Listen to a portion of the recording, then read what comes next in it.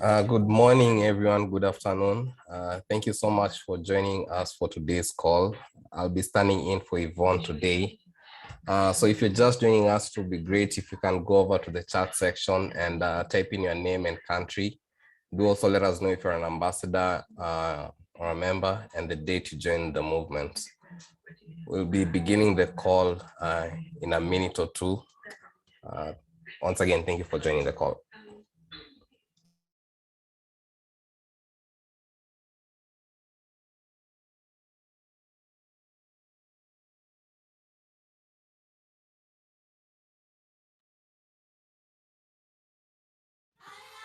If we've learned anything from natural disasters to pandemics, it is that Black people are disproportionately negatively affected by abrupt changes in society. I Love Black People is a global movement using technology to protect Black people from racism and xenophobia. Our goal is to make sure that no matter where a Black person goes, they will be treated with dignity and respect. We focus on 8 essential categories that are important in human activities: health, legal, food, accommodation, beauty, education, childcare, and transportation. You have the power to change the lives of millions of our brothers and sisters worldwide by becoming an I Love Black People member or an ambassador and recommending Black-owned and Black-friendly businesses. To learn more and get involved, visit iloveblackpeople.com. I am because we are.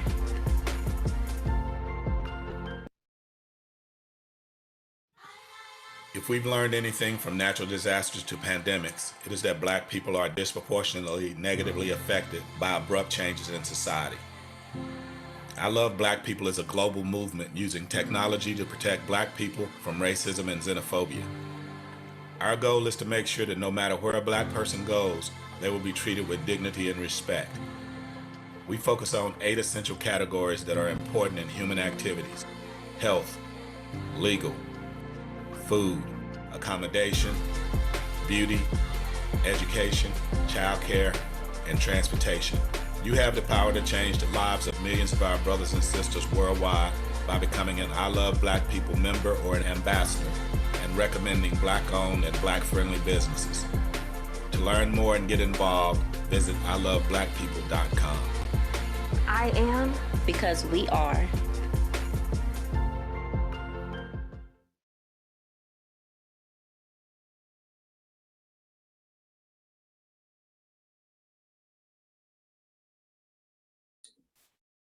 Awad, are you on the call?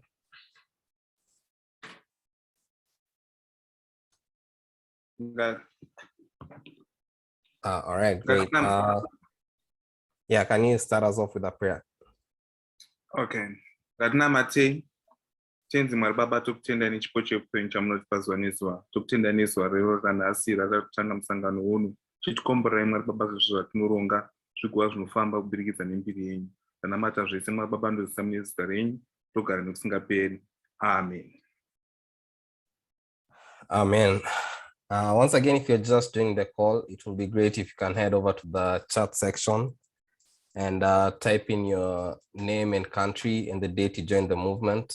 Also, do let us know if you're an ambassador or member. And you can also post your questions on the chat section. We'll be taking them, we'll be answering them towards the end of the call. Just to give an overview, we'll start the call with a brief overview of the week from our country members. Then after that, we'll have Mr. Christopher Mampondera, our co-founder, give his talk. Then we're going to wind up with the Pan-African class lectures by Dr. Tyrene Wright and Nana Akua.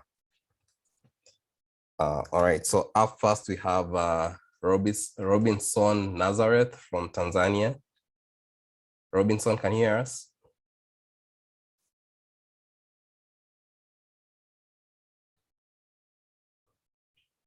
Hello, Robinson.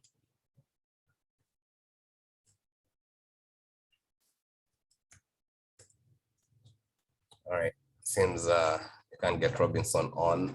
We're going to move on to Elijah Nyabuti from Kenya. Elijah, can you hear us? Yes, I can hear you. All right, great. Thank you so much for joining the call. So you can go ahead and give your report. You have 1 minute. Okay, thank you. Good morning, good afternoon, members. This is Group Kenya report, which is dated 21st August 2021 to 27th August 2021. So our weekly activities on 21st August 2021, the community had a Zoom meeting where I Love Black People mission was discussed, and we had a class session with Dr. Tyreen Wright and Nana Akua Senzele. We had our regular newsletter, which highlights us on 8 essential categories, which is education, health, legal, finance, transportation, beauty, food, and accommodation.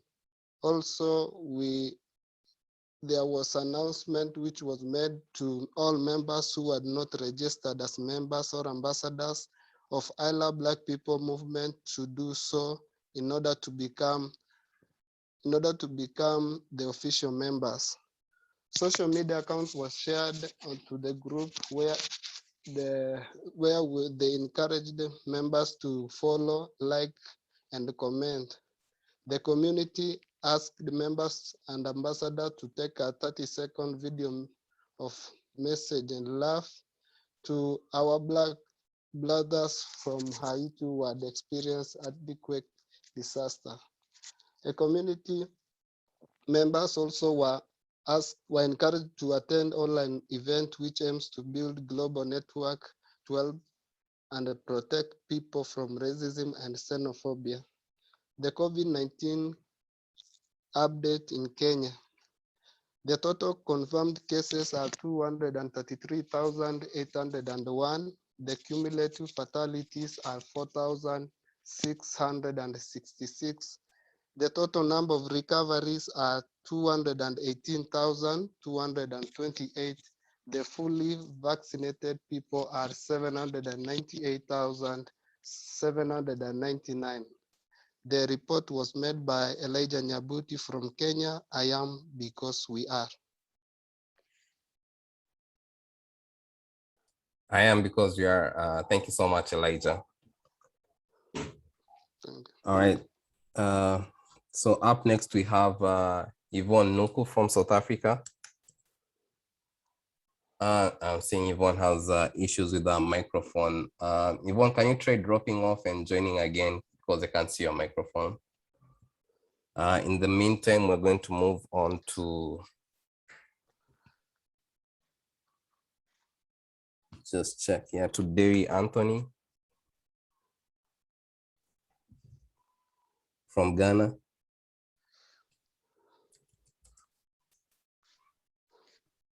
All right, also don't have Derry on. Moving on to Natalie Kanyange from Burundi. Natalie, can you hear us?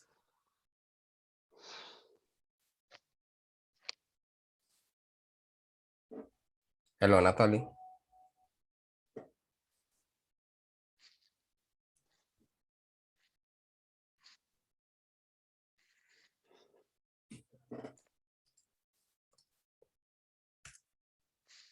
All right, it seems like we can't reach Natalie as well.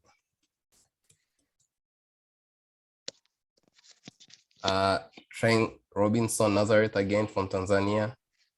Robinson, can you hear us? You'll need to unmute your mic.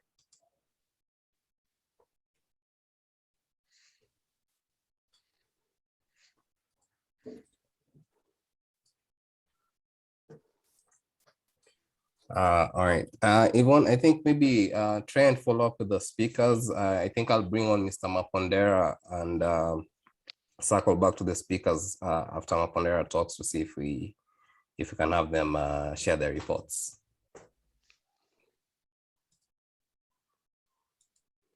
Mr. Mapondera? Yes, hello, good morning.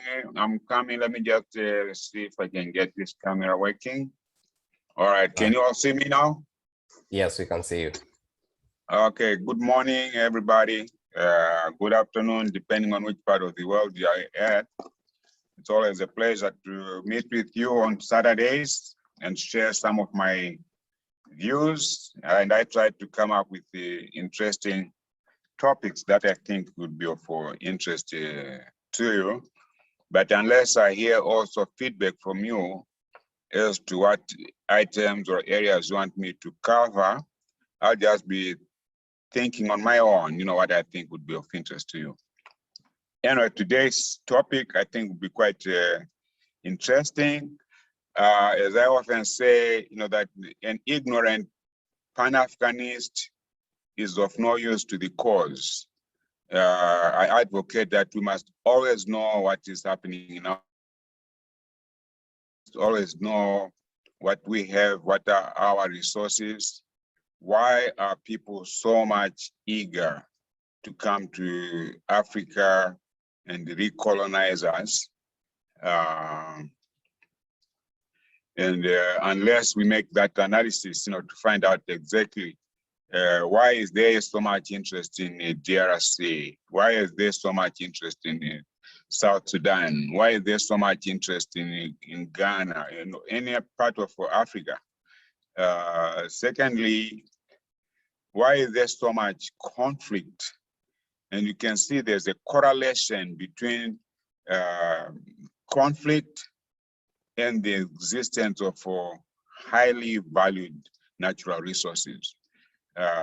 You can take it from any part of Africa. Right now in Mozambique, it seems like they just discovered that Mozambique is probably one of the richest countries on the continent, and everybody is rushing over there. And if they can't get access to those resources through negotiated terms that are favorable to us as an African people, they start fomenting all these wars. They start, having groups to come and destabilize the situation. Whilst we are busy fighting each other, they are also busy looting our resources. Historically, let me just give a few examples of what has taken place. With Lumumba, what was the reason why they assassinated Lumumba? Right now, DRC is considered to be the richest country on earth, with more than $100 trillion worth of natural resources. So the issue is, when Lumumba came into power, he was talking about Pan-Africanism. He was talking about elevating the lives of the Congolese people, elevating the lives of the African people, looking at it from a Pan-African perspective. The resources that were in DRC could also help to develop other parts of Africa. So the former colonizers didn't like that. They thought, well, this guy, is not good for our interest, for their interest. So they assassinated him and brought in people who were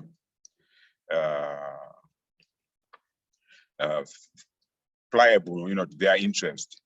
You look at Thomas Sankara. People, for a long time, Burkina Faso was just considered to be one of those poor African countries as well. Only to find out in 2019, Burkina Faso had gold resources worth $41 billion. Okay, so that's why Thomas Sankara was saying, no, we don't need anybody's aid. We can be self-sufficient, because with $41 billion in 1 year in gold, where did all that gold go to? When France talk about giving aid to the former colonies, they are talking about maybe $1 billion. But what is $1 billion out of $40 billion that was realized in the Burkina Faso, just out of gold alone? And then you have in Libya, why was Gaddafi assassinated? Gaddafi was talking again from a Pan-Africanist point of view. He was talking of having a common African currency. Gaddafi was demonstrating what can be done when people have got resources and you don't need any foreign aid. Just out of the oil only, Gaddafi had over $150 billion in reserves.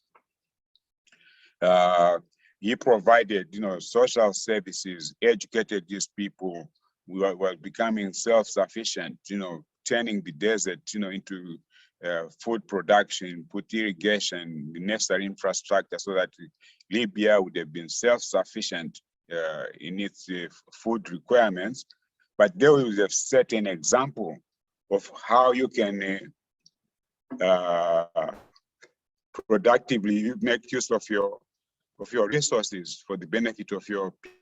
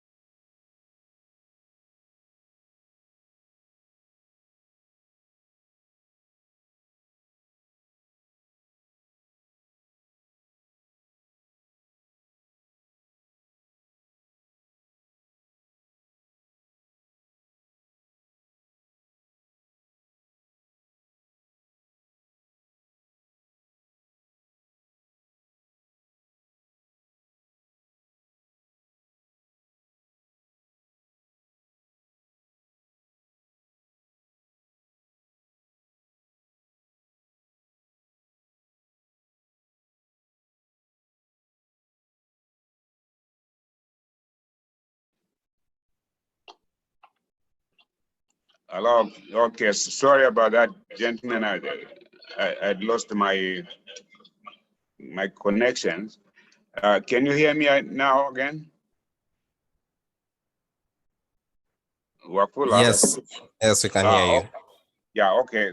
Sorry about that, gentlemen. I was just in the process of talking about, ladies and gentlemen. Sorry, in the process of talking about the situation in Libya.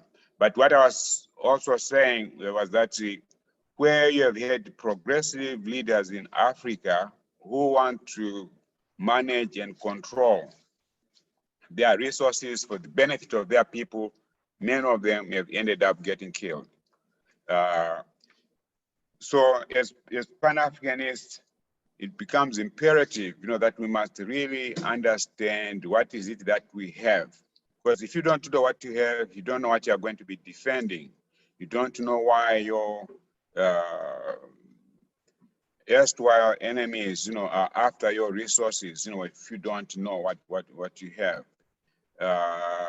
As I indicated last time, that there's been a discovery of more resources in Africa.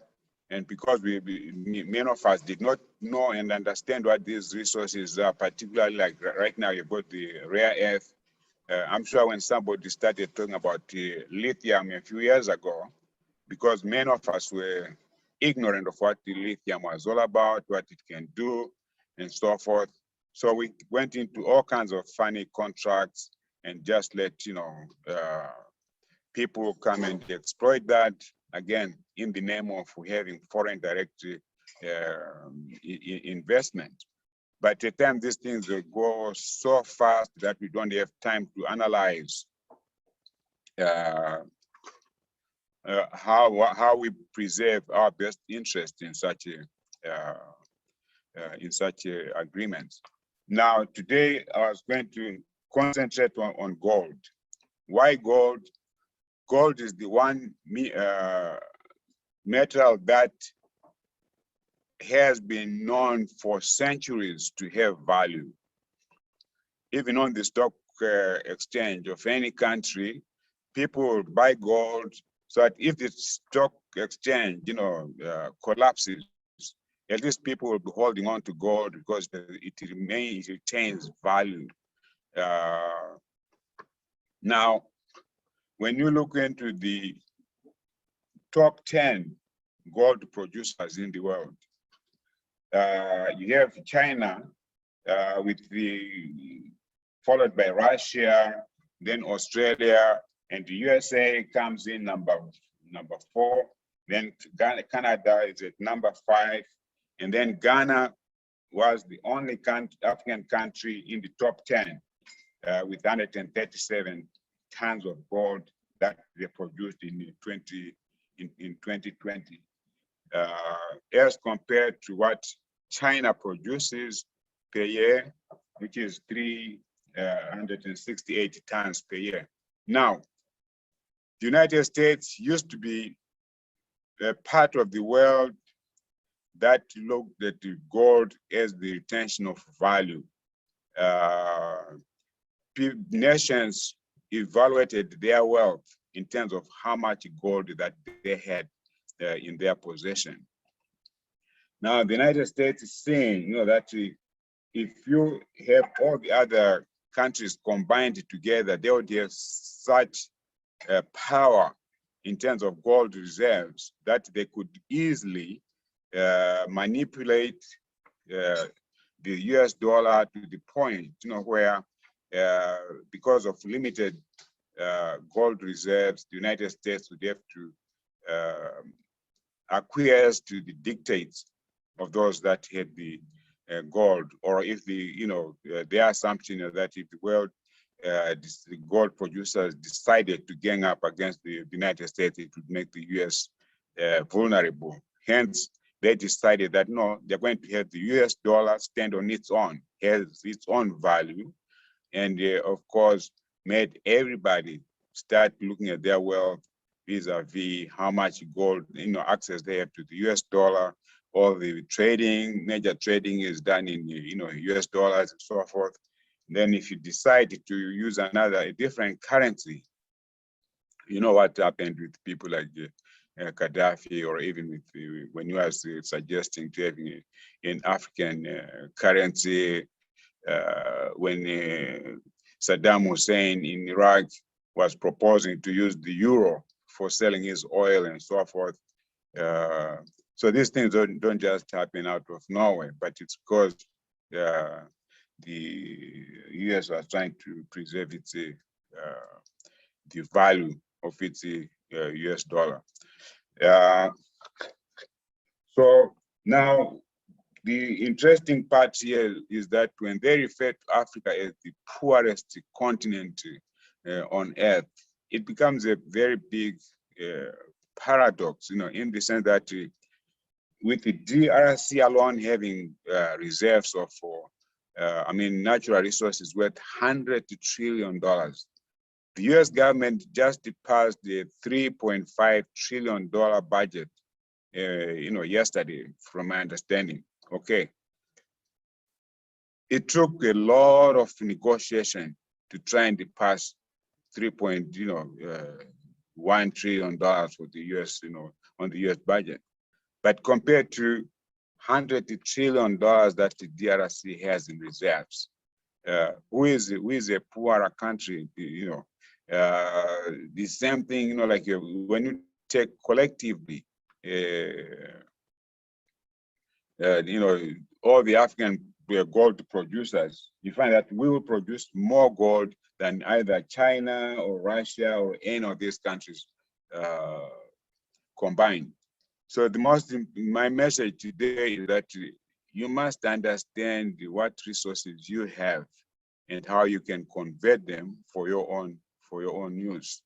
I just threw a few numbers here, but my challenge is that you go and start looking into the whole issue of gold. You know, how does it relate to our development as an African people?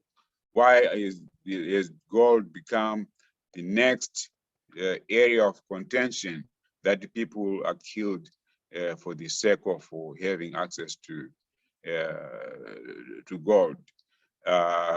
We should never be thinking of ourselves as a poor people. I mean,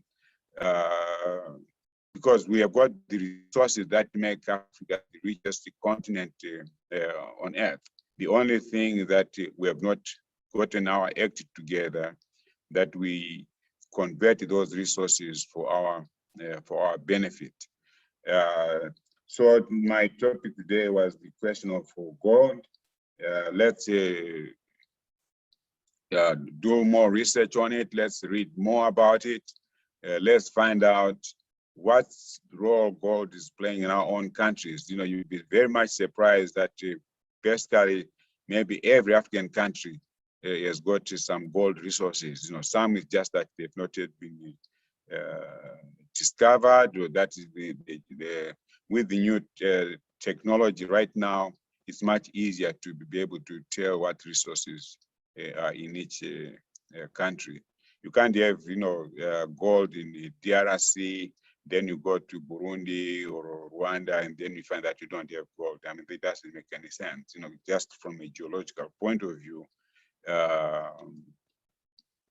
you know, it's just a question of when people, you know, get to find out how much they have, and being in a position to see how they extract it and convert it into wealth. That's what I have for you today. If anybody has any questions, we can discuss and you know, share views. Otherwise, that what I have for you again is that we should never accept to be called the poor people, because we come from the richest continent on earth. It's just a matter of us being able to exploit our resources for our benefit, as opposed to what is currently happening now. You know, that the African resources that we have are being developed for the benefit of other people and still leave us poor. That's what I have for you. Wafula, if there are any questions, I'll be pleased to entertain them. All right, thank you so much, Mr. Mpondera. So from the chat section, I don't see any questions as such. Just some comments from William Michael Cunningham and Russ Nilsson, basically adding to what you're talking about in terms of the World Bank spending on in Africa, but I don't see any questions. Yeah. Okay. No, that's fine. You know, that's my major.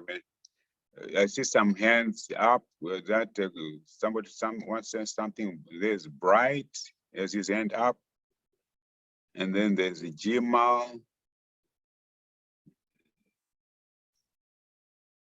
Yeah, well, full. Do you see the guys with their hands up? Yeah. So I don't see any comments from them on the chat section. Bright, if you have like a question, you can type it out on the chat section. Okay, I see one is saying, how can we participate in gold production? First of all, find out what gold you have in your country. What are the laws? Can you be able to get a permit to mine to own or to mine a piece of land, you know, where that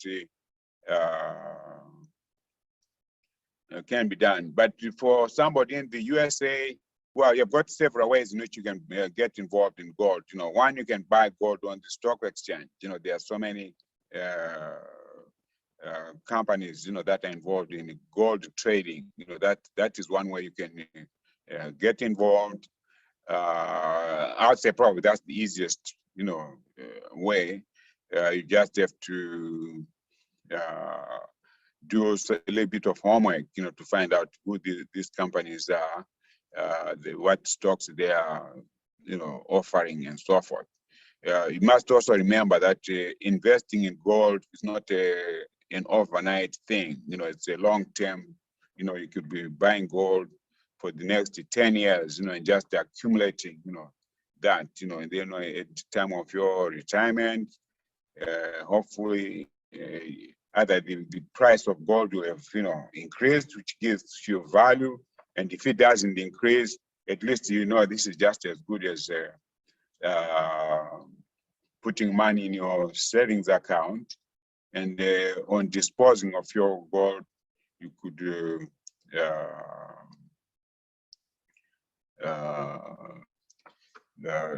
you know, buy it from, you know, even overseas. You know, there are several countries, you know, where you can go and get a license to buy, you know, physical gold. You have a license, you know, that you can travel with it. You know, if you live in the US, we have got your license, your permit. You know, you can bring your gold here, or, and you know, you could do that. So those are some of the ways in which you can get involved. Even if you are in the US, you can also go to you know, to Africa and invest in some of the gold mining activities there. There are so many artisanal gold miners. Artisanal gold miners, these are people who go, you know, do gold panning. They also do, you know, they have small scale production lines, you know, which you can get involved. Then there's the gentrification and stuff. Oh, okay, I missed that. Can you get the next comment there, Wafula? Yes, I see. We have a question from Bright, who's asking what impact does gold have to World Bank and local banks in Africa? Well, most banks in Africa, through their national reserve banks, tend to base, you know, their resources or the value of what they have, you know, on the gold reserves, you know, that the reserve bank, you know, of your country has. Otherwise, you know, for most banks in many African countries, you know, they do not keep gold in their own vaults. You know, gold is centrally controlled, you know, in most cases, but still, the bank can still buy gold from the central bank and, you know, keep it as it's in its reserves. And you can also buy gold, you know, depending on the laws in your country, can buy gold and have it, you know, kept on your behalf, you know, by the Reserve Bank or by your, you know, by your bankers and so forth. It differs from country to country, but that's how you could do it.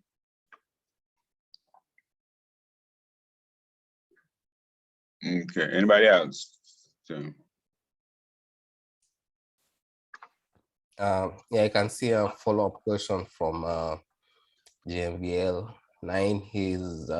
They're asking, can the average person in the DRC buy gold in DRC?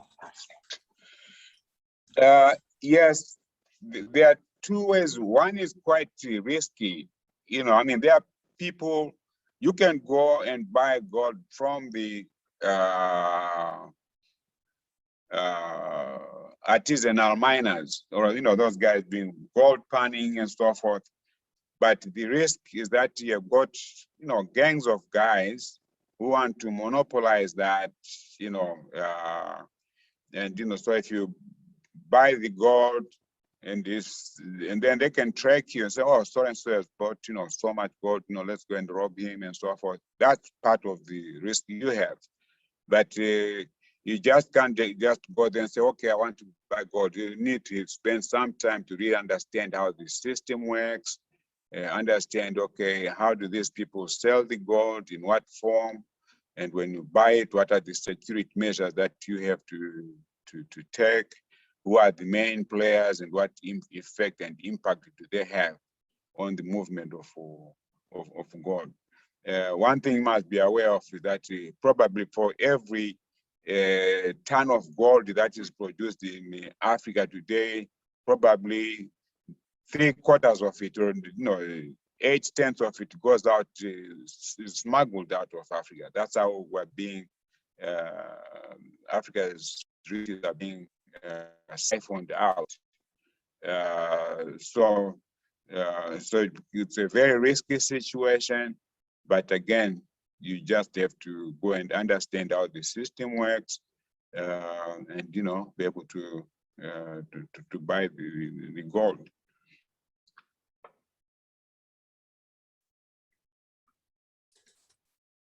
Okay.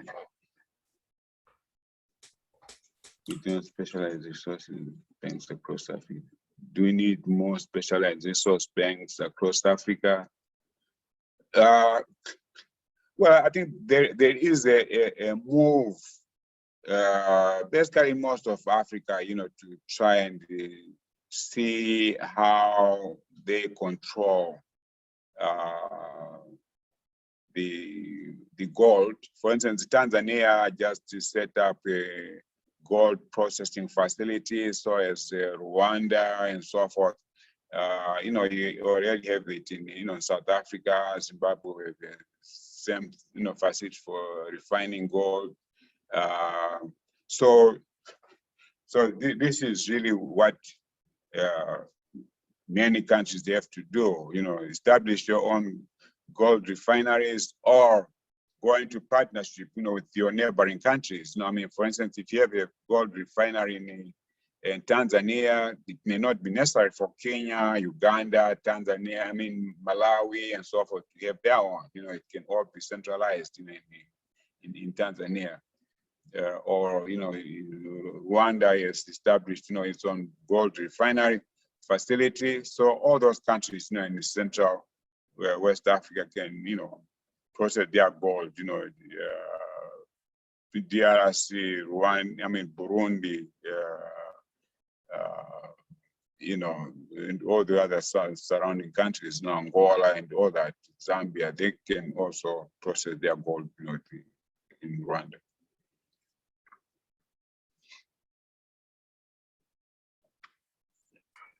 All right, and okay, I think my time is up. Anyway, it was nice talking to you, ladies and gentlemen. Next week, I'll find another topic that I think will be for interest. And if you still have more interest in trying to get into deeper on gold, we can, devote next Saturday for that as well. Okay, goodbye. Thank you so much. all right, thank you, Mr. Mpondera. For any questions that we may have missed, you can follow up with us on info@iloveblackpeople.com, and we'll make sure to go through the transcript for today's call to respond directly to any other questions. All right. Okay, thank you. Thank you, Roland. Yes. All right, so up next we have the Pan-African Healthcare class lecture by Nana Akua. Nana Akua, can you hear us? Yes, I can. Can you hear me? Yes, we can hear you. Good morning, everyone. Thank you for joining us today. Okay, we got a couple of cameras on. Well, thank you. And one went off. How about that? Okay, well, Mr. Locke, I can see your face. Thank you. All right. So you all know I love seeing your beautiful Black faces. So we are in our week 4. Thank you. Bright has added his camera back. I appreciate you. Today's topic is about cleansing and detoxification. This is our 4th week. So if you've been following along, excuse me. If you've been following along, as you know, if you join the calls each week, the course repeats every 4 weeks. However, we're always happy to have you along to get whatever additional information that I maybe didn't share in previous weeks, but we do follow the course outline. So hopefully if you are in the WhatsApp group, you have been following along each day this week. I think there were a couple of days that we doubled up.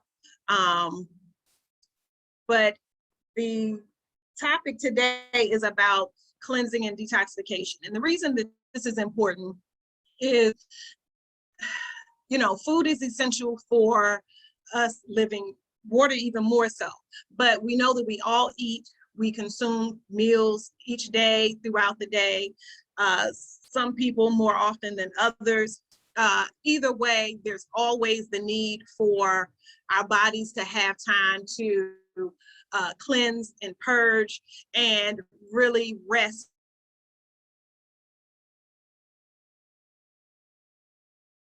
That we should consciously do in order to aid the body in doing that. Most of us eat at least 3 meals a day. Sometimes we snack in between. And so we may even eat up to, say, 6 times a day. And we know that not everything that we include in our diet is of healthful benefit. So what we want to do is to just be conscious of the need to cleanse and detoxify our bodies so that we can operate at an optimal level. Okay, so what I want to talk about, and hopefully if you'll participate with me a little bit, I'd like to know your ideas of what detoxification is.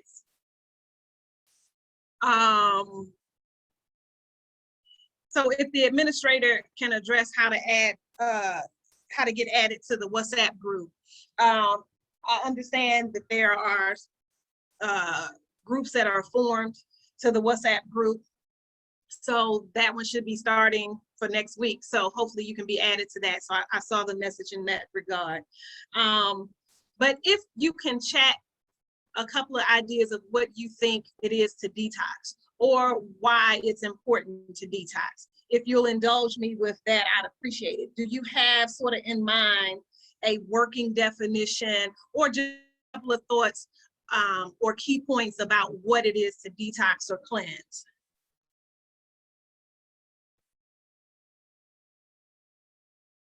And then if the administrator or host will allow me to share my screen. Yes, you can go ahead and share. Okay.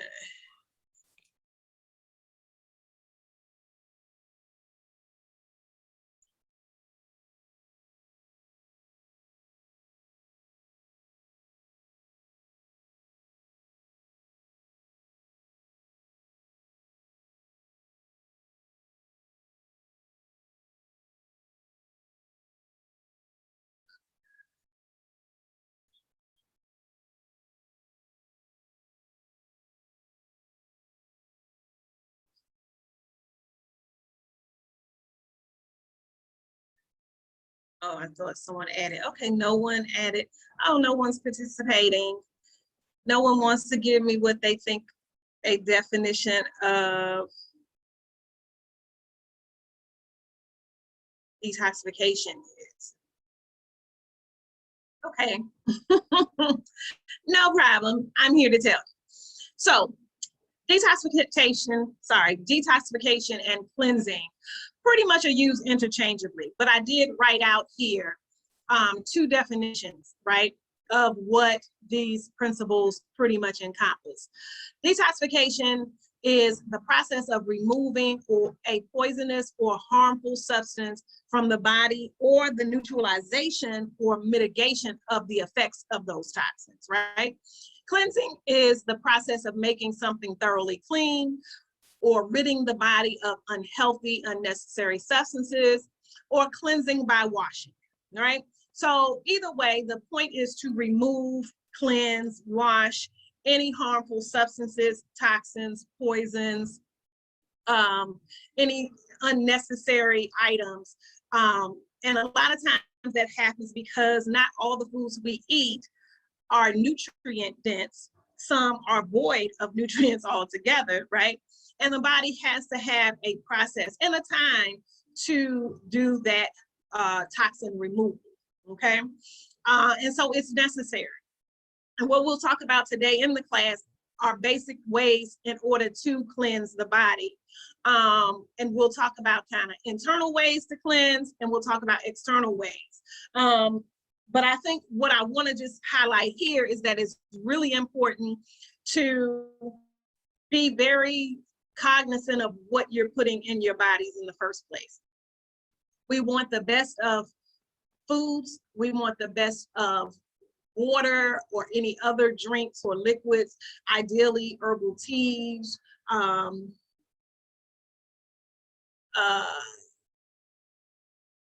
Yeah, you know, I can't say I would promote pretty much anything else. I mean, sodas and malt drinks and carbonated drinks are really not a good idea. For some people who want sort of carbonation to sort of get, you know, some excess, you know, gas out of the body, or to give you some relief if you've overdone it, you know, maybe a seltzer water or something with some mild carbonation, but not the added sugars and artificial flavors and that sort of thing. But we also know that we don't want carbon in our bodies either, because it is toxic. The body, the lungs are trying to remove carbon. So we don't want to keep adding these carbonated drinks. Juices are okay, but it also will depend. And at the end of this topic today, we're going to talk about the glycemic index. I added that chart in this packet. And we are fine with juices, but sometimes we overdo it with that because juices also contain fruit sugars or fructose. And we know that for people who have sensitivity to diabetes or blood sugar imbalances, we know that that's not something that we should overconsume either. So natural fruit juices are our option, water, herbal teas, these are options. But even with anything that has caffeine or sugars and things like that, you still want to be careful and mindful of how much of those things you're even drinking. We know, as we've talked about previously, when we talked about the nutrition section, I think maybe that maybe was week 1.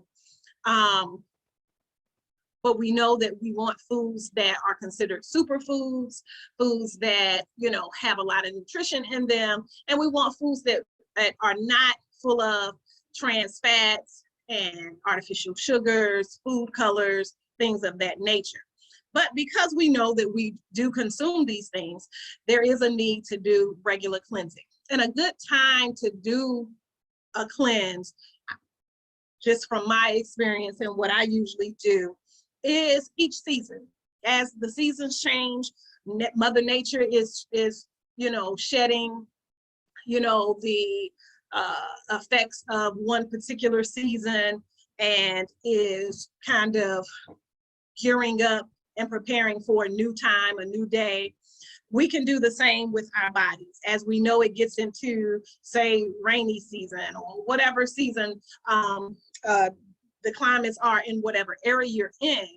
As you notice a change in nature, that's a good time to create a change in your body, to do a cleanse, to do a detox, to do something to regenerate and rejuvenate your body, your mind, your spirit. So just know that cleansing and detoxification is necessary, but it does come with certain side effects or symptoms. These are normal, natural side effects when the body is releasing toxins, and they may include body aches, headaches, body odor, bad breath, weakness, purging, skin rashes, fatigue, right? These are all natural. They occur when the body, especially if we've constantly for weeks or months been putting in a bunch of caffeine, a bunch of sugar, a bunch of fatty meats or a bunch of fried foods or things of that nature. We know that the body has, been getting this buildup. And when you discontinue that for a period of time, then the body has a natural reaction to it. But again, these things are very normal. We're going to talk about methods of cleansing. We may use herbs, you may use homeopathic remedies. We've talked about these things in previous classes. We'll talk about detox diets, fasting, detox baths, whether it's full body or foot baths, massage, skin brushing, these types of things, okay? So in regards to cleansing, there are what we call paths of elimination. These are organs that are responsible for filtering or releasing toxins from the body. So they are the kidneys, the liver, the colon, the skin, and the lungs.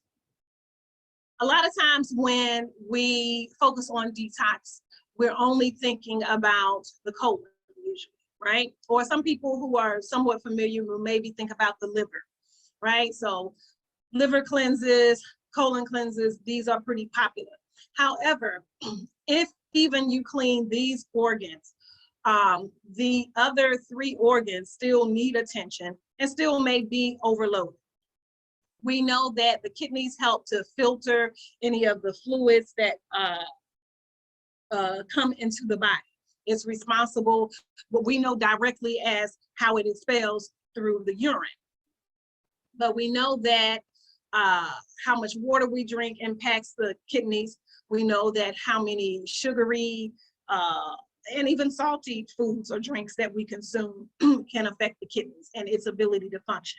We know that the liver is impacted when we eat oily or fatty foods, or when we take in different alcohol and drugs, whether it's illicit street drugs or whether it is prescription drugs. We know that the liver is responsible for filtering the blood. And we know that all of these things impact the blood. So cleansing the liver is going to be key. We know that the colon, after we've eaten, food has gone through our digestive system. From the stomach, it's gone to the small intestines, and there, any nutrients that's in the food gets absorbed into the body. And then anything that's a waste product gets pushed down into the colon or the large intestines, right? And it waits there to be evacuated from the body. But depending on what foods we've taken in, how much water we drink, or how hydrated the body is, we know that not always does the colon completely evacuate itself. So a lot of times we get a lot of waste that is stuck and reabsorbed into the lining of the colon. So cleansing the colon, pushing that waste out through our regular daily bowel movements is very important. We know that the skin is our largest organ. We know that it is our covering. It is our protection. We know that a lot of waste and toxins are released every day, every hour through our skin cells. And a lot of times we know when it is overworked, because the skin will create rashes or different consistency. The elasticity of the skin changes. The moisture of the skin changes. It may get dry skin. We may get different skin eruptions like boils or abscesses or other types of cysts and things that form on the skin. These are signs that the skin needs to be cleansed. Then, of course, the lungs. We know that the lungs and all of these organs, of course, work without any power from ourselves, right? These are all God-given organs that function all on their own. However, our job is to take good care of them so that they can function properly. And the lungs, we know, are constantly working We don't have to think about it. Thank God we have both voluntary and involuntary breathing, right? And so one of the best ways to cleanse the lungs is to voluntarily, consciously breathe, to expel any toxic or poisonous gases that have been introduced into the body through the lungs. If we work in a highly toxic area where there's a lot of gases and fumes, most inner cities all over the planet will have gases that are toxic, different fumes, different smells that have, these invisible, presence, the fumes, the gases that we can't always see, that we are ingesting into our lungs with each breath, right? And so we know that we have to consciously do things to cleanse and detox our lungs, because constantly we are breathing, we're taking in potentially hazardous gases into our lungs. So the lung detoxification and cleansing is very important. So we'll talk about herbs, we'll talk about breathing exercises and things that will address cleansing the lungs as well.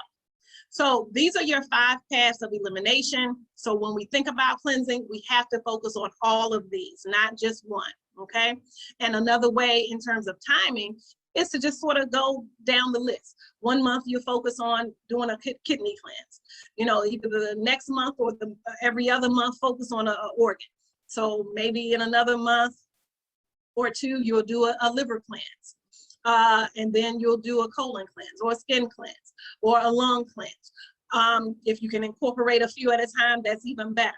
But you have to focus on each of these filtering organs. They are vital for your overall health and well-being, okay? And we'll talk about doing these with herbs, with foods, with juicing, with essential oils as we go through the day. So we know that there are internal cleanses or internal detoxes. Again, this is using foods, this is using herbs or homeopathics, this is doing different fasts. These are internal ways of cleansing the body. We know also that there are external ways of cleansing, right?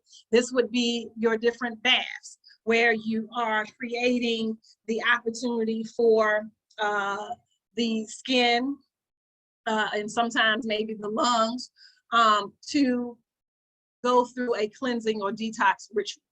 This is through baths, whether using salts, oils, or herbs. This could be through massage, whether it's lymphatic, shiatsu, acupressure, deep tissue. There are many different types of massage. This could be from skin brushing.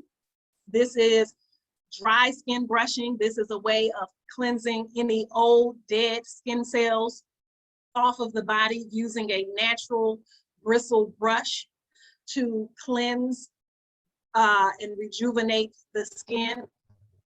Detox using external methods could also include colon cleansing.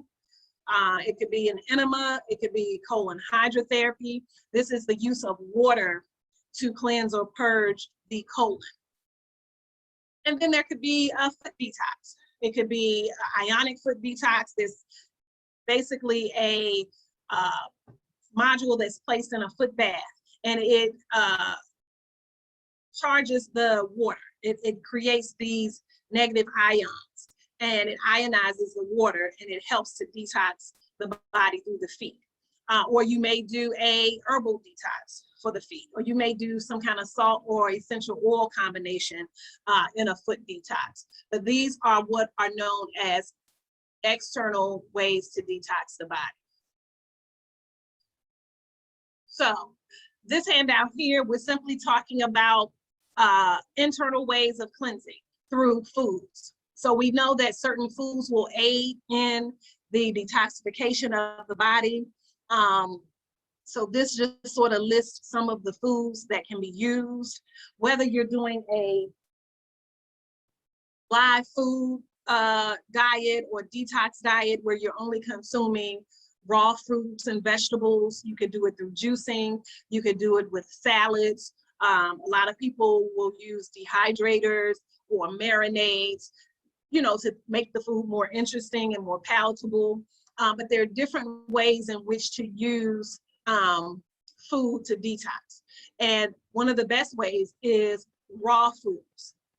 If you are not able or inclined to do a raw food fast, then you may do low heat cooking, simmering, steaming lightly your different vegetables, maybe using different fruits in smoothies or pureeing the fruits and making these fruit bowls, or these different types of softer, milder foods that even if they're not completely raw, that you're doing very little to manipulate the food so that you're getting all of the nutrients in it.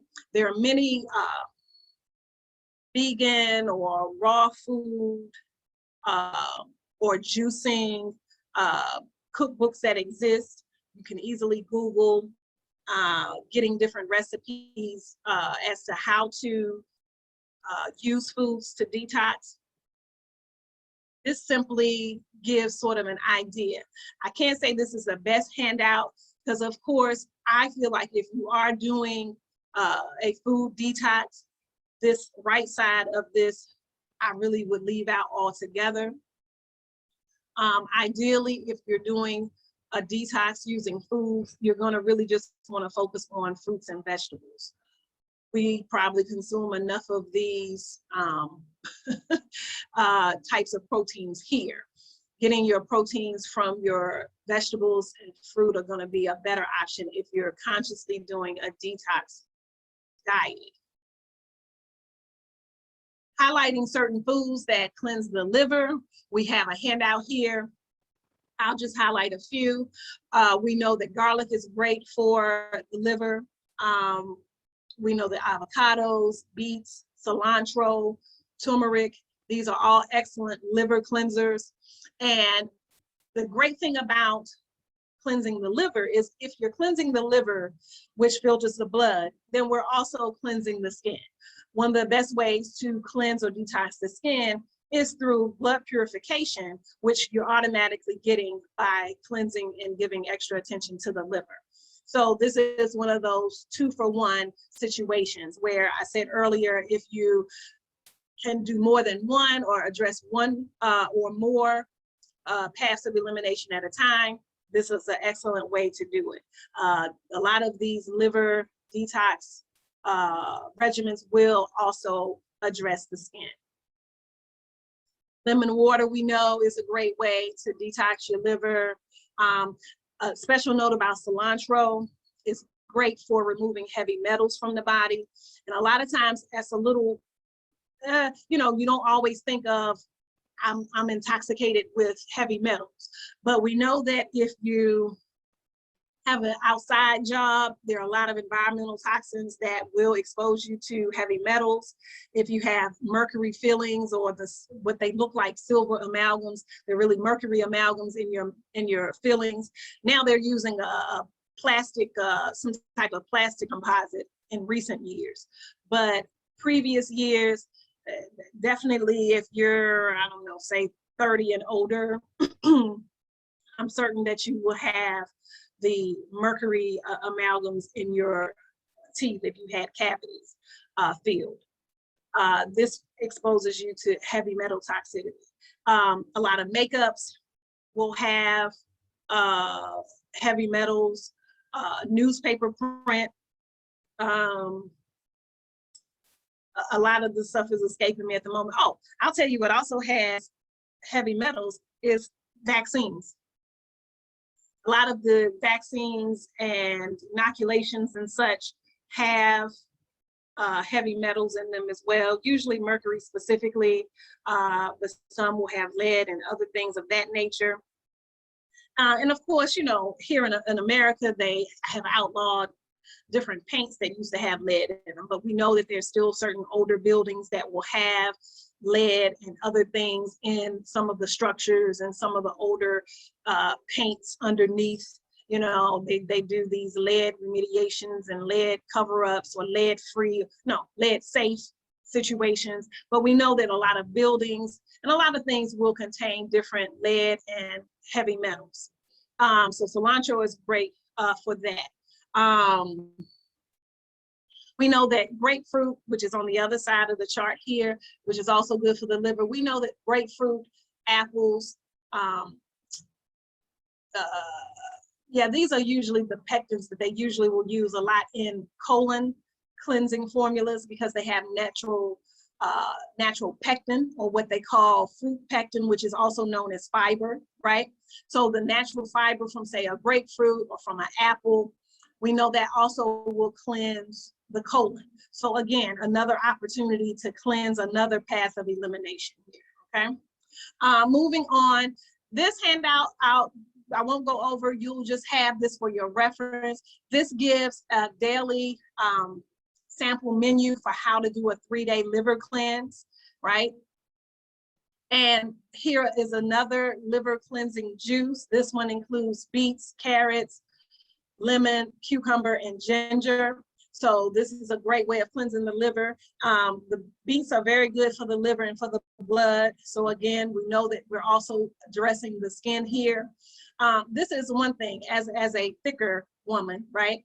What I'll also point out here is not that beets and carrots are not good for you, but we know that these are the sweeter, higher starch vegetables, and we know that they contain more starch, more calories, and therefore more sugar once it's broken down into the body, right? So if I'm on a weight loss endeavor, I'm not going to consume a lot of beet juice or carrot juice, right? I'm going to focus more on watery vegetables and fruits that will help flush the body and not add extra calories and sugars into the body.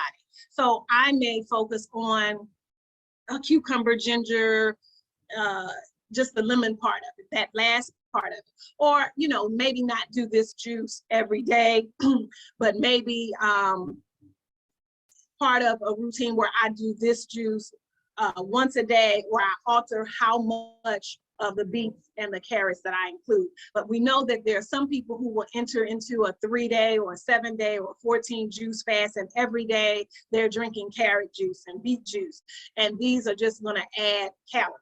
Now, is this better, of course, than eating sandwiches all day and pasta and rice? Of course, but I still would caution someone that's trying to be mindful about calorie intake to not do a lot of the root vegetables or the more sweet or starchy vegetables in their juicing if they're trying to watch their weight. The pineapple cleanser smoothie, this one is a great one for the liver and the kidneys. We know that any of the foods that, again, contain a lot of water and help release excess water from the body and have what we call a diuretic effect, these are going to be great for the kidneys, okay? And so this smoothie here has celery, cucumber, pineapple, lemon, parsley, ginger, and coconut water as the base. So this is very supportive of the liver and the kidneys. So again, if you can combine some things and get a couple of those paths of elimination addressed, that's an excellent idea. So this is a good smoothie for that. Turmeric has become very popular. Mainly people are using it for the liver, but it's also great for the kidneys as well. But here are just some of the benefits of turmeric. It detoxifies the body, boosts immunity, protects liver tissue, cleanses and purifies the blood, eases symptoms of coughs and colds, improves circulation, improves skin, and prevents internal blood clotting. But what we also know is that it's also excellent for your joints as well. A lot of times you'll find formulas where it's combined with ginger, so it's excellent for inflammation. So it has anti-inflammatory properties as well. I don't think it mentions digestion here, but it's also great for digestion. There's something that they call in Ayurvedic or in Indian medicine, they do a golden milk, I think is what they call, a golden milk, I think is what it's called. But it basically contains turmeric, and they will use it in either goat's milk. I usually will make it with almond milk or coconut milk, where you pretty much simmer the turmeric in the milk, and you add a little bit of ginger, little bit of black pepper, and you drink it in the evening, and it helps improve digestion. So if you have digestive disorders, this has traditionally been used in Indian cultures, and I'm sure in other parts of the world, but this is also great for digestion. So turmeric is great to have. Another example of healing the body in more than one way. Moving along to the kidneys, we also know that in addition to the cucumber and celery that we've already mentioned and the lemon, parsley is excellent for cleansing the kidneys. There are many other herbs as well. In the herb handout, if you refer back to that, you will find other herbs that are also good for the kidneys. Buchu, uva ursi, juniper berry. But in terms of making smoothies and things, probably the ones that are more palatable or easy to kind of mix in a smoothie or in a juice is probably the parsley. So this gives you just another little recipe of how to cleanse the kidneys using using lemon, celery, cucumber, parsley, and water. And now to colon cleansing. And again, I purposely wanted to talk about some of the other organs because a lot of times, and I'm a colon, I have done colon therapy and things of that nature for many years. So I'm not discrediting it at all. However, I think people only focus on the colon and they miss some of the other vital organs that need to be tended to. But colon health is very important.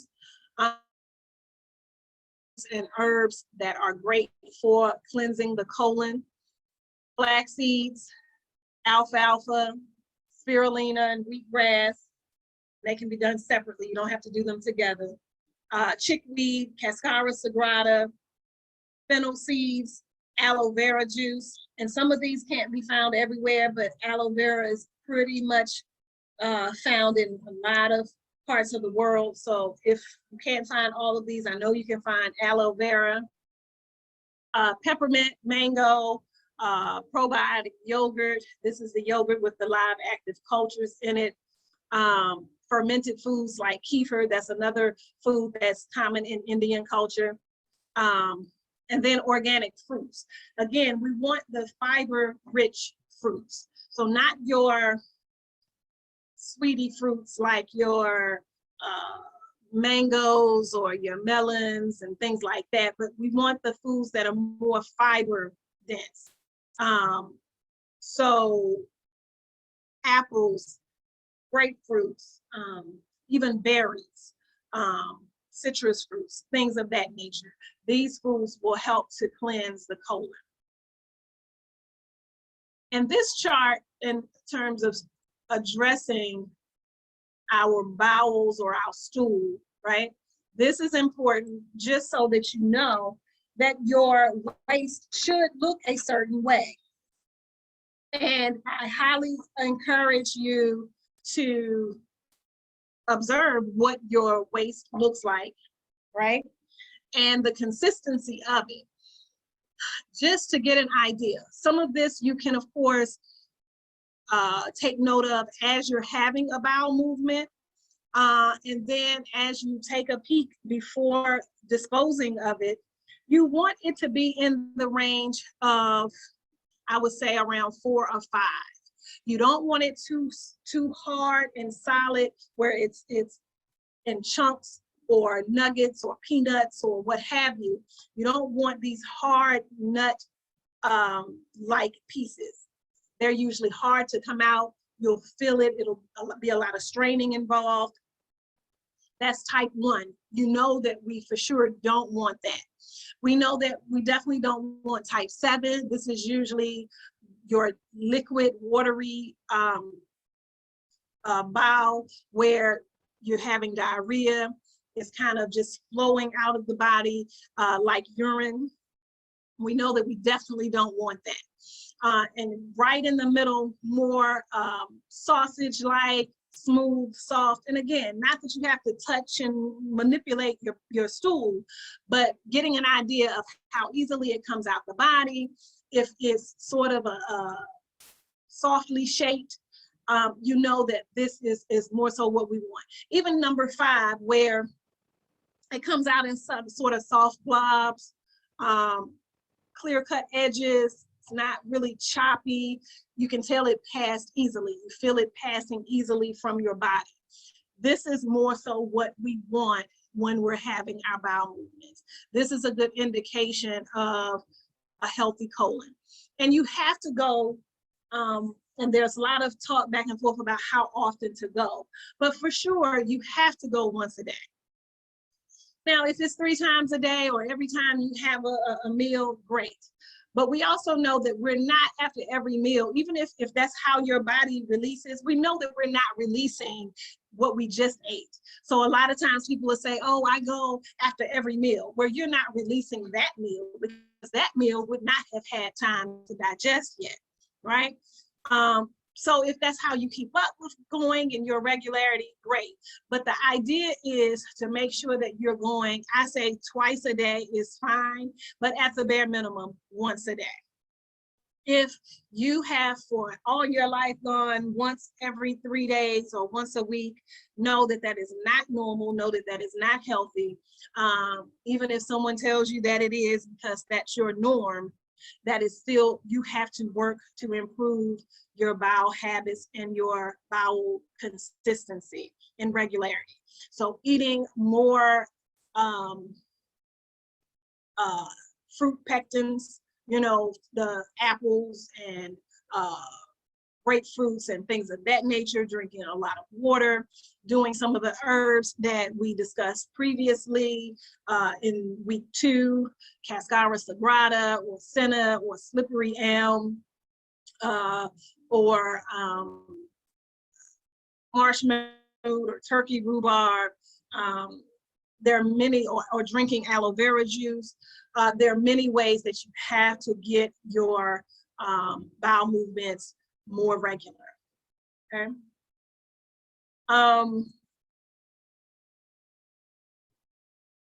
So I'm gonna skip that page.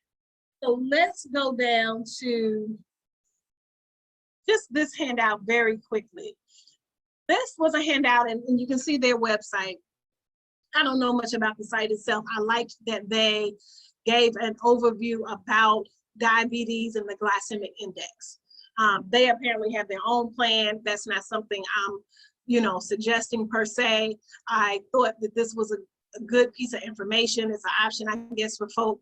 But I wanted you to get an idea.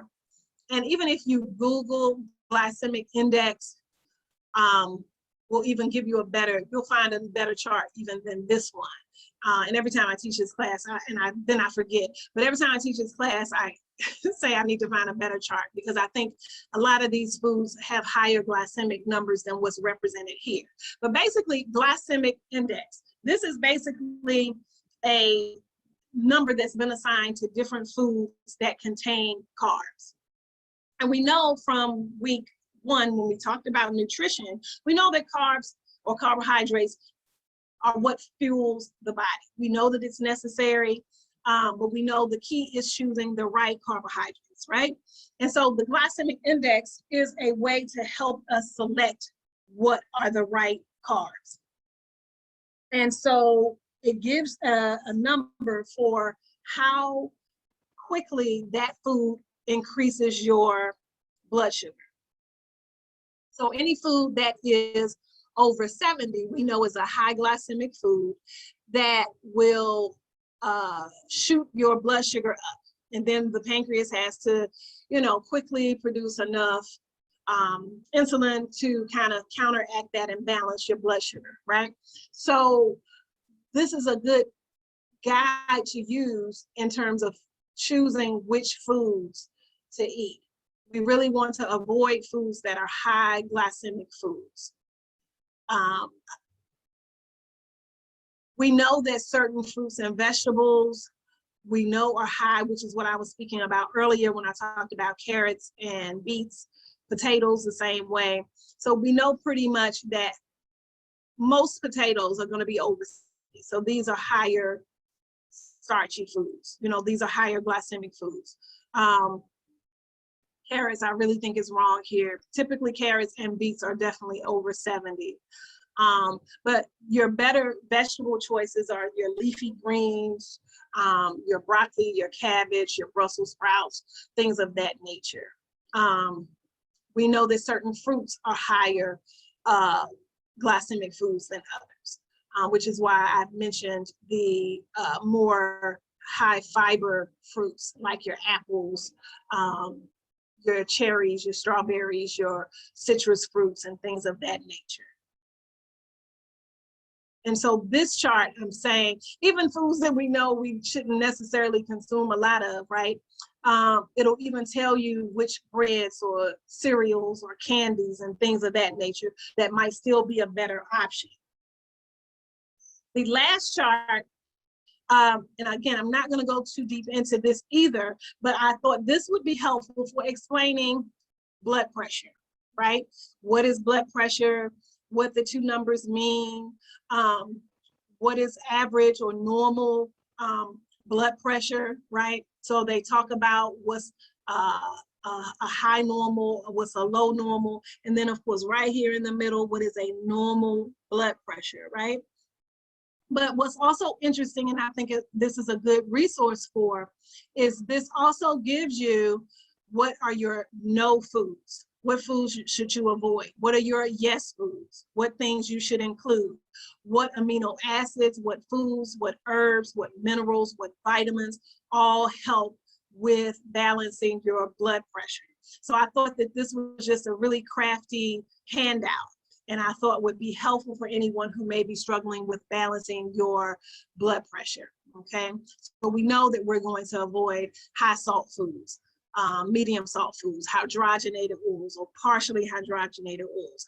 And let me just say a second. Hydrogenated oils are oils that have been heated, usually some chemical added to it, and added to different prepackaged foods to enhance or increase shelf life.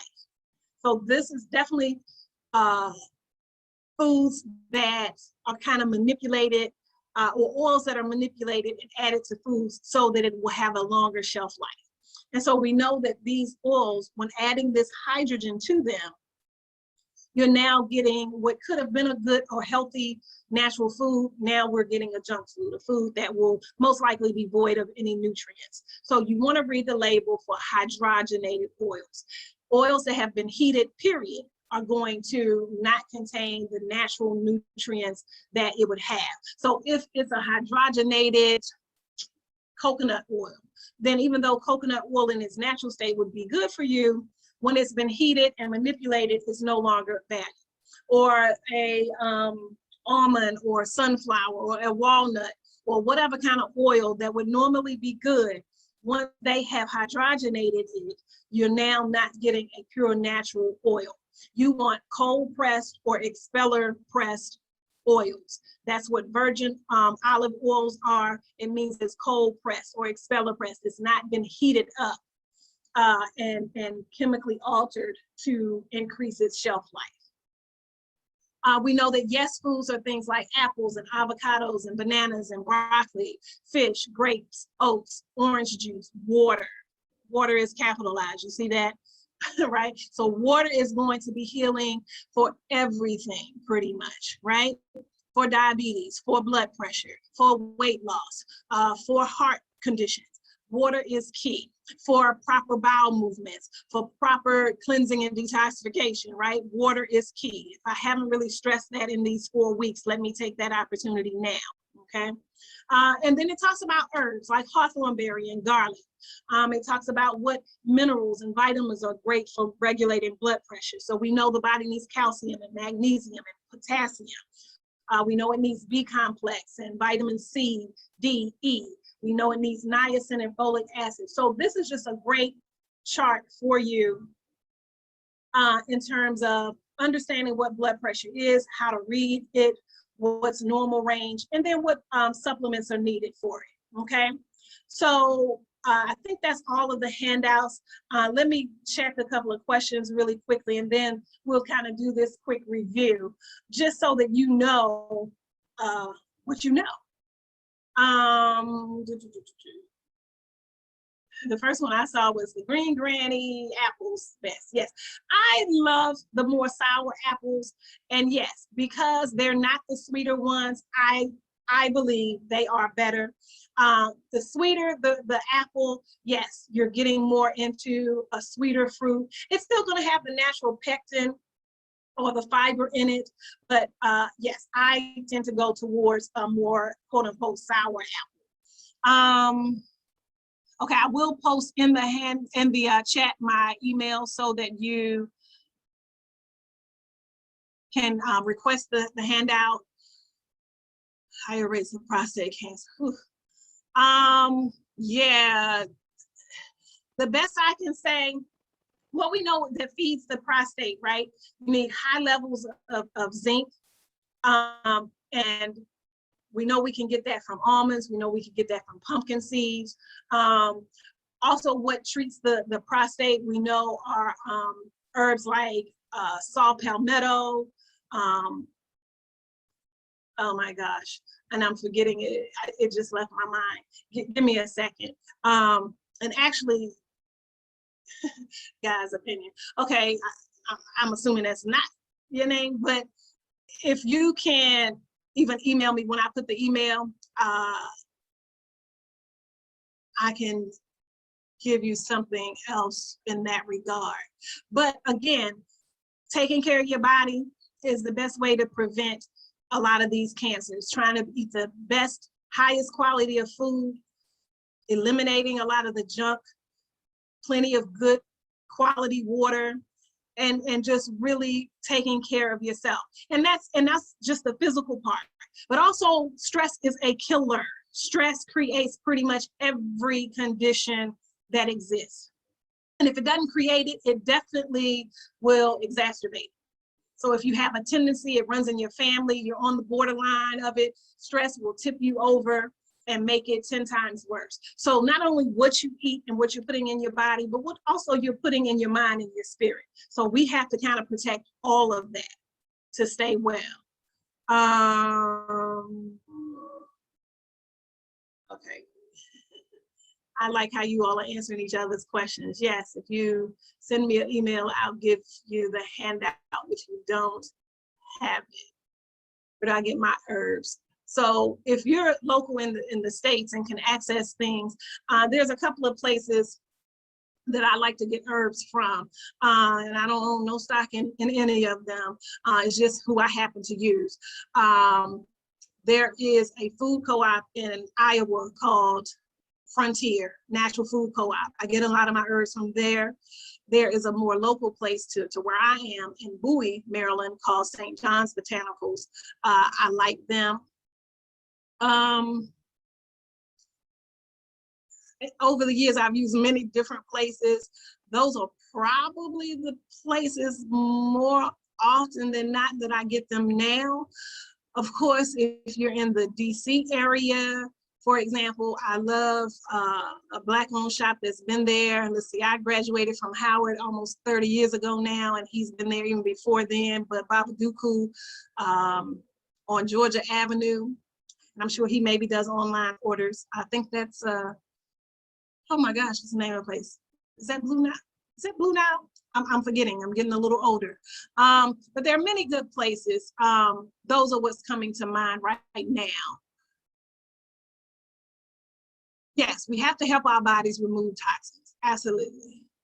And okay, so I think those were all the questions. So yes, Nana Akua 1 is my email. nanaakua1@gmail.com is my email. So if you need the handout, feel free to email me. I can't take down your emails right now, but yes, feel free that if you are not in the WhatsApp group and you just joined the call and need the email, the packet emailed to you, I'll find the time in the next day or two to do that. So let's quickly review this, because again, this is the last class of this cycle. And if you've been following along, I want you to have a good understanding of these concepts. So, definition of wellness, right? So we know that wellness is a balanced mind, body, and spirit, right? We know that wellness helps us to create optimal living, high vibrational living. We know that it takes into account the mind, the body, and the spirit. Physically, we eat the best of foods. We are drinking high quality water. Emotionally, we're managing our stress first by identifying it.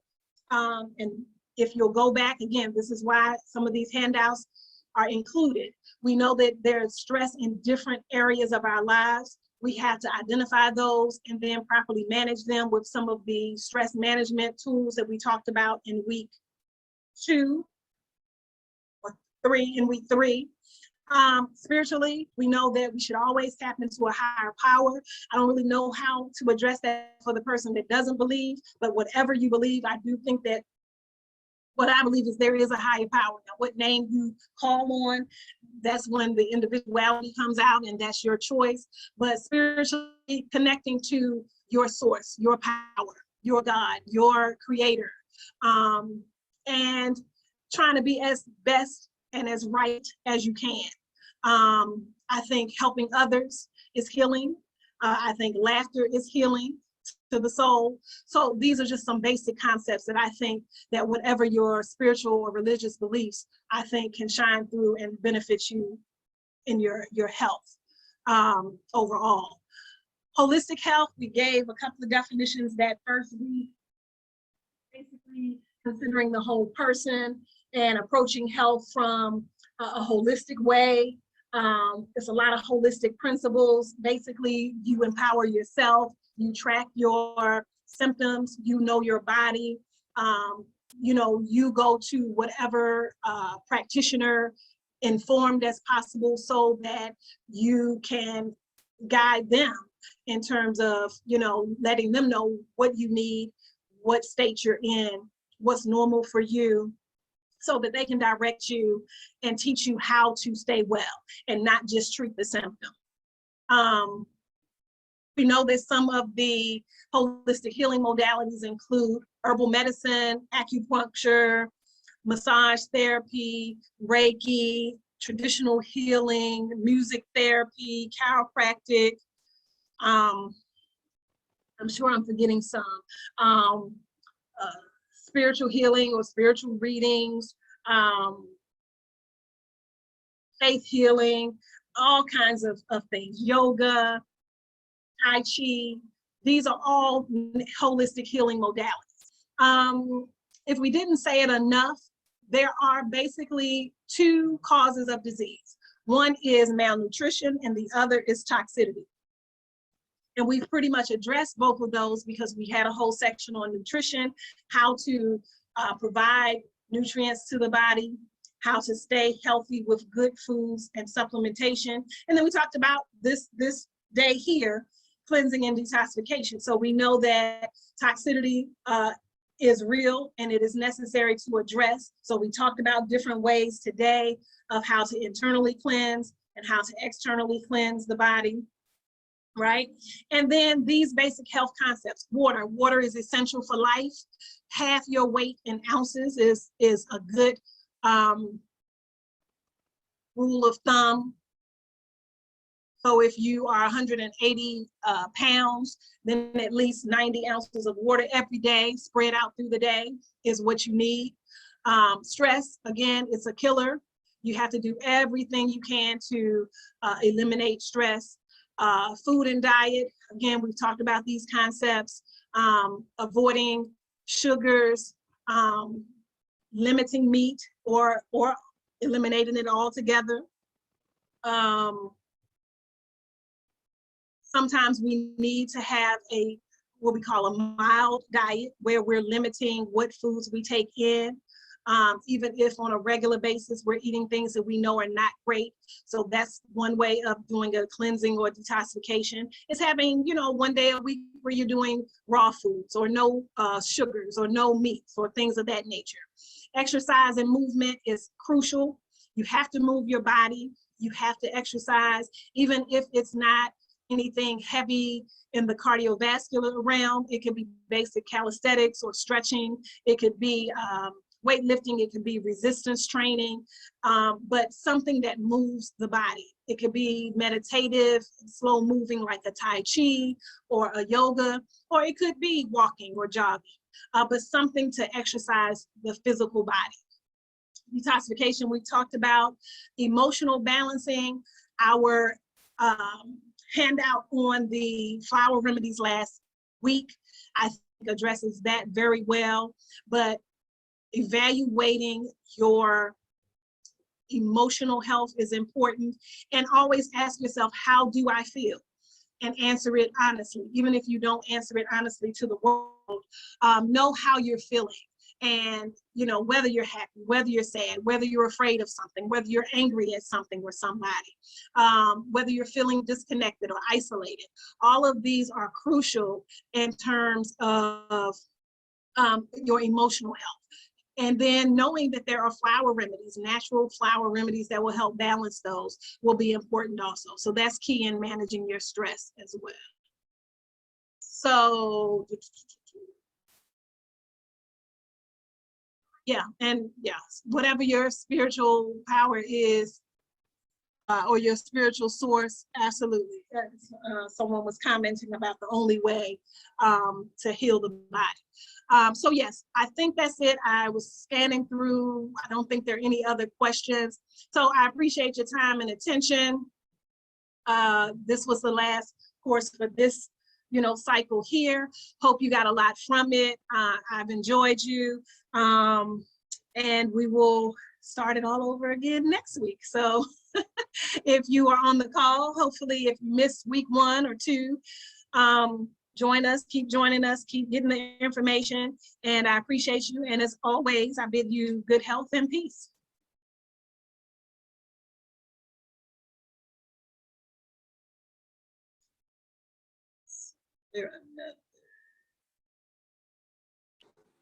Yes, thank you so much, Nana Akur. All righty, Iman. Yes, up next we have Dr. Writer Lynn. Can you hear us? Yes, I can hear you. Can you hear me? Yes, we can hear you. Welcome. Okay, thank you. You'll see me momentarily. Just closing a couple of things so that I can get started. So I'm going to, let's see, can you see me? I'm gonna make sure this stays up here, but that's yes, not we can see you. Okay, perfect. So welcome everyone. Hello, hello, hello once again. I actually just sent some documents, and because last week I was ahead of myself, this week I'm behind. So I'm going to try to condense and finish up. It's good to see you all. See a lot of people here. And I can see on Facebook there. Oh, sorry. In a moment though, I'm probably gonna switch devices because I want to show you some footage. And I'm just gonna come right in with the conversation to wrap up about one of the most important assassinations on the African continent, which relates to Pan-Africanism and how we make it manifest, which really ultimately is what we are doing in this seminar. So I'm going to, you're not going to see me for 1 second, and then I'm going to switch to the visual while I do some things behind the scenes. So what we're going to go to, and some of you who are in the WhatsApp group simultaneously, you'll see that I've just put something up, which is a film called Cuba, an African Odyssey, along with some relevant documents. Now, I know the readings the week before were like cumbersome if you read all the cases. And so this is really just like your takeaway, okay, in terms of this seminar and we attempted to do here. It's challenging because initially when we began this, we used to go 5 to even 6 weeks. Now we do this in 4 weeks, and that's a little challenging to cover so much history, so much ground in just a hello, how are you, to cover all of that in just a short amount of time, 4 weeks, you know. So what used to be my introductory session lecture is now, you know, the first session, as opposed to just opening up. So we're 2 minutes after. I'm going to go away for a second, not in voice, but just in terms of an image, and begin to share something. And this is, just so you know, it says, hello, Queen Doctor, hello. This is, oh, okay, someone's telling me what happened, how we didn't get connected. Okay, so, you know, either way, if you have access to the WhatsApp group, then you have access to the documents that I just posted and the film. Either way, I'm going to show you just the critical part of it and attempt to lecture on it, give you some high points, make some important points, show you, go to documents and show you what some of our organizational efforts around Pan-Africanism have been, and then we're out. I'm going to try to talk to you, let you, I'm well. Try to dialogue with you in the chat, allow you to, you know, throw some feedback in here, and then we're done. And of course, because you're ambassadors in the organization, majority of you who are actually in the group, maybe not so many who are watching from Facebook, we'll stay in dialogue, and there's, you know, things that go on after this, right? So we stay in contact. So let me just get to it really quickly, okay? Actually, what I'm gonna share my screen, and then I'm gonna let it dictate from there. This way you know what you have, okay?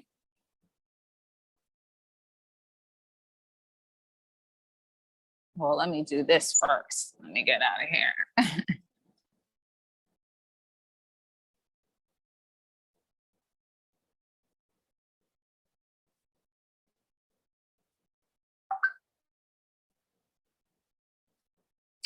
Okay, so these are our classes, as you can see.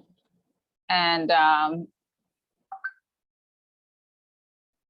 sorry about that. People could still get on here, and I'm doing it from my device, but I'm gonna switch to my computer. Oh, okay. So you guys didn't, oh no, you got the film. Okay, so here you go. So this is one of the films that I typically use for this course. And I'm just gonna, you can click on it. I would suggest that you watch the entire film. Okay, I'm trying to go to it. It's not working. Let me see. For some reason, it's not working there. And I'll repost it if, okay. For some reason, it's not working there. Hold on 1 second. Let me stop the share.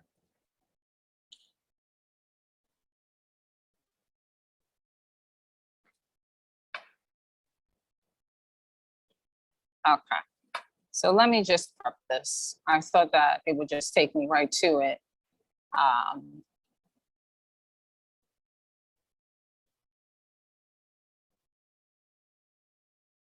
Okay. So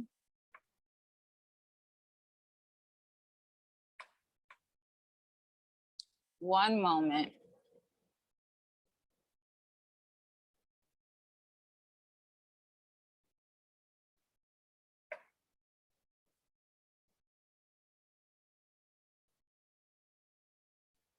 Okay. Okay, I'm back. Okay, so, okay, I got it together there. For some reason, so for those of you who are in the groups, if you have to just like cut and paste the URL or click on it, I think that's because I'm running live. It's not allowing me to do that, even though in the past I've done it that way. So I'm not sure what the issue is. However, I've got it queued. Let me just say this. Cuba and African Odyssey, we're not fixating on Cuba, although Cuba played a critical role in African independence. What we are focused on is the stakes connected to African independence and liberation and unity, which is so important. If we go back to the beginning of our seminar, we talked about unity and what Pan-Africanism truly is, aside from all of the extra orientation, connotations, meaning Pan-Africanism as it moves on as a constituted concept comes to manifest itself and even is defined differently by various people, right? So we know Garvey may have expressed it a certain way. We know that initially in the first Pan-African Conference, when it is defined, it's unity for the purpose of eradicating oppression and exploitation of African people everywhere globally. We know later on, of course, Osagyefo Kwame Nkrumah, he will go on to define Pan-Africanism as, the unification of African people under scientific socialism. And, not everybody can definitely get with that. That's my orientation. However, at the core and the bare bones concept of Pan-Africanism is the understanding that our unity is what insulates us, protects us in this world. Okay, we spend a lot of time on so many other things, our unity in all areas of life. And I wish we had enough time for me to leap over to, some of the philosophies of people that you may not know, like Neely Fuller, who is still alive and is about almost 100 years old, who is talking about everyday things in around what we need to do. But unity in every area of life will essentially insulate us and protect us. Just in the same way you're engaging in this organization, it is a Pan-African organization. It is meant, the sole purpose is to protect us African people from racism and xenophobia as it manifests itself throughout the world. So on the African continent, we find the highest expression of Pan-Africanism, not in the individual sense, not in a community sense per se, but in a continental sense. You find the call for continental unity after Ghana achieves its independence. And Nkrumah is very clear about the fact that Ghana's independence is inconsequential if it doesn't lead to the total liberation and unification of the African continent. And we don't need a United States of Africa. We need a unified Africa that allows African people to benefit more than anyone else in the world from what Africa and African people have to offer. Okay, that's what our unity has to do for us. It's not, it's like what's in a name. It's not about the name. It's about the action, right? And this course, we do try to look at the actionable measures taken to advance Pan-Africanism.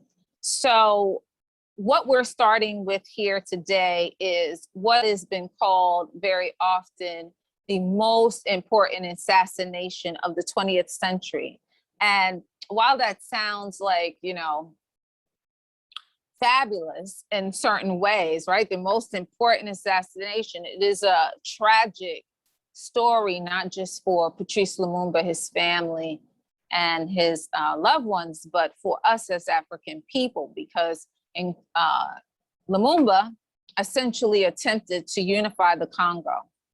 what's so important about the Congo? Why should we care? Well, the Congo is the place of even the resources that we use to produce this kind of communication between you and I. And we know that in the world, strategically, or let's say naturally, the resources are along the equator, with a concentration in Africa and the 9 surrounding countries. And unfortunately, that means those countries, because they have covetable resources that are not found in surplus anywhere else on the earth, though that part of the world receives a lot of attention by imperialists, capitalists, seeking to exploit not only the resources, but the people. Okay? I'm always sad when I hear about African nations having a surplus of resources, because I know that the people will have hell to pay. There almost will never be peace, because the rest of the world, particularly the West, European nations, inclusive of America, make no mistake about what America is, will never stay out of it. So what we see here is the Congo going from Belgian colonialism,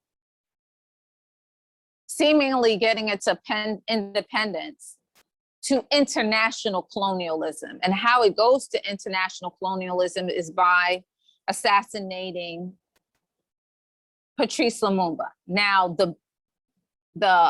previously, the Belgians had their hands in the Congo. And if you can just imagine in your mind, one hand being in the Congo, and I wish I could give you more details about the Congo, but I could lecture on that in and of itself for like 5 hours. To having multiple hands in the Congo.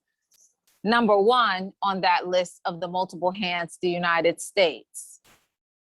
So the United States would be key in orchestrating the assassination of Patrice Lumumba. The people of the Congo being unified meant that it was not going to be exploited in the way that it historically was.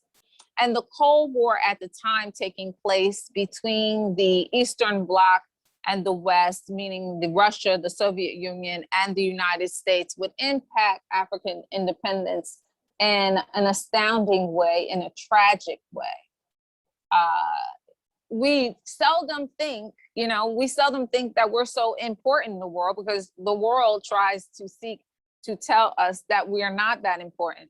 But you must understand that what African people are doing on the African continent is of most importance, not only to Africa, but to the rest of the world, because they do not have sustainable resources. And therefore, very often people try to eclipse the self-determination of African people. And so that's what this particular documentary shows, but it goes on to discuss other liberation struggles on the African continent. And so what I'm going to do today is show you that, just a brief part, and then another brief part on Amilkar Cabral, because he gives prescription in terms of how we have to struggle for Pan-Africanism, and prescription in terms of some of the ways we can struggle for unity, even when we have ethnic and cultural differences. Okay, so let's begin, because I'll just go on and on and on and on and on. All right.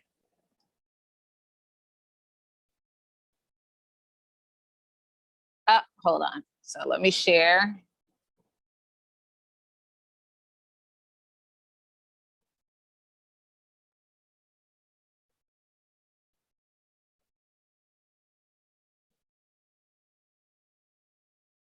And let me know if you can hear it.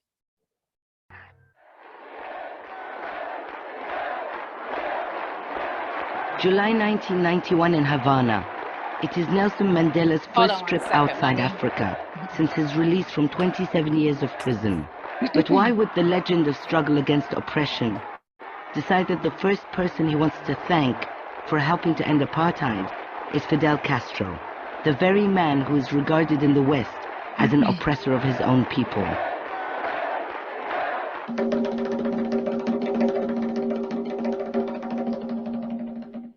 Fidel Castro and 500,000 Cubans took part in the African wars, which ultimately ended colonialism. This little-known story began in 1960, only a year after Cuban revolutionaries triumphed. Their struggle had captured people's imagination, and the young feisty leaders, Fidel Castro and Che Guevara, emerged from 3 years of guerrilla war as heroes. The wave of independence in Africa was spreading like wildfire. That year alone, 17 African countries gained independence, and 30 others started their revolutionary armed struggle. African revolutionaries were looking to the Cubans as a model for their own independence.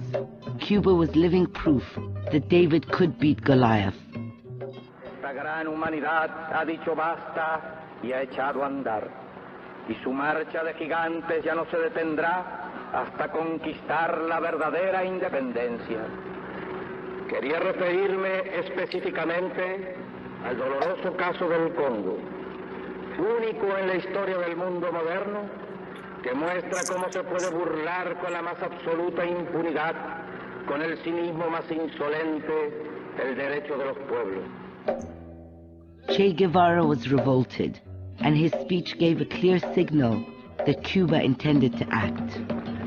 The case of Patrice Lumumba in the Congo was symbolic of how African independence would be crushed by Cold War strategic interests. It was Lumumba's assassination that sparked a new era for many African revolutionaries, and with it started the epic of Cuba and Africa.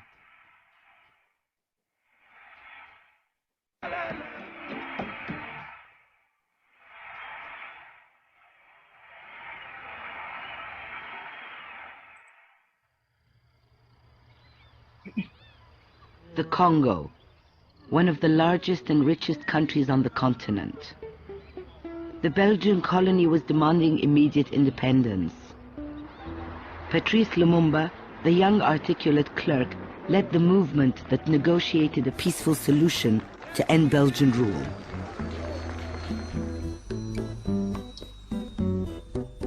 On June 30th, 1960, King Baudouin arrived in Leopoldville, the capital named after his great uncle, to hand over power. Le roi Baudouin était dans une voiture découverte. Il saluait la foule, etc. Un Congolais s'est précipité sur la voiture. J'ai vu les gardes du roi dégainer. Et tout le monde avait peur, se disait il va tuer le roi. Non, il a simplement sorti l'épée du roi de sa gaine. Et il s'est mis à danser avec cette épée. C'est très symbolique ça.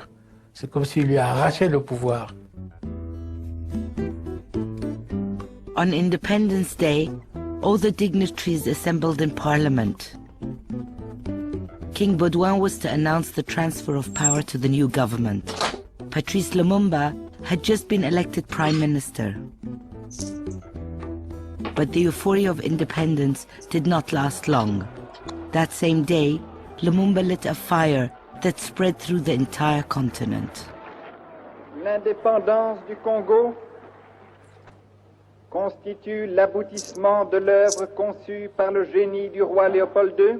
Le discours du roi Baudouin, qui nous rappelait comment la Belgique nous a sortis de l'esclavage, comment ils ont lutté pour nous sortir des maladies du sommeil et patati patata.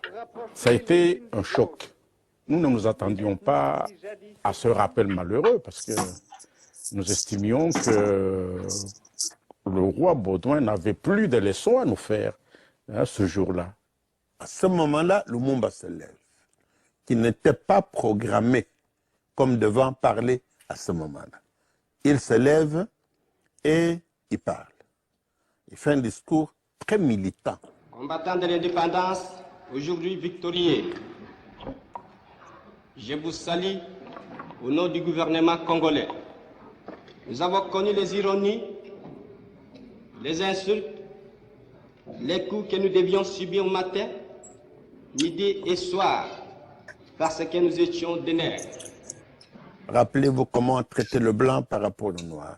Rappelez-vous dans les écoles quelle place nous occupions. Rappelez-vous tout l'apartheid. Alors évidemment, réaction immédiate de toute la délégation belge. Bon, beaucoup d'agitation pendant que Lumumba parle. Qui oubliera enfin les fusillades où périt tant de nos pères, ceux qui ne voulaient plus se soumettre au régime d'injustice, d'oppression et d'exploitation. C'était mal reçu par les Belges, mais nous avons tout à fait répondu à nos aspirations.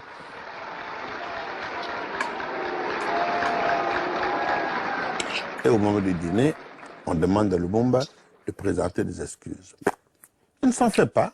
Il présente les excuses en disant « Je pensais que je devais dire à cet homme des choses, je les ai dites, donc si ça a blessé, je m'en excuse et je demande qu'on tourne la page et que nous puissions voir les choses autrement. » Mais il était trop tard. La majesté était lésée. Et la majesté lésée a décidé le soir même de se venger et tout a commencé. Lumumba wanted to govern independently, but there were only 30 university graduates in the Congo, so it was agreed that for the next 5 years, Belgium would continue to run the important departments of the new state, including the army. The soldiers felt excluded from the newly acquired freedom. Within days, they started a mutiny, which led to the breakdown of the entire country. The troops were roaming the streets, all armed, and it was quite a racial problem. The mutineers were there, and they had matiti, that's bushes on their helmet, which was a sign that they were prepared for action, for combat. I can remember one yelling, "Venez, venez, sale flamand." We were all dirty Flemish. That was some an expression that meant you were really bad. And we're going to kill you. More stories circulated about killing, rape, pillage, etc. It was, if you will, the Iraq of today.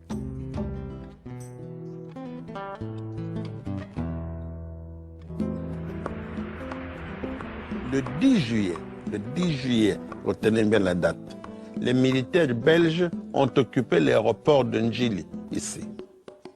Ils ont organisé l'agression du Congo en disant, puisque les militaires congolais mutinés se sont attaqués aux femmes, aux enfants et aux officiers, la Belgique n'avait plus aucun autre moyen de protéger ses ressortissants que de faire venir des troupes belges le 10 juillet.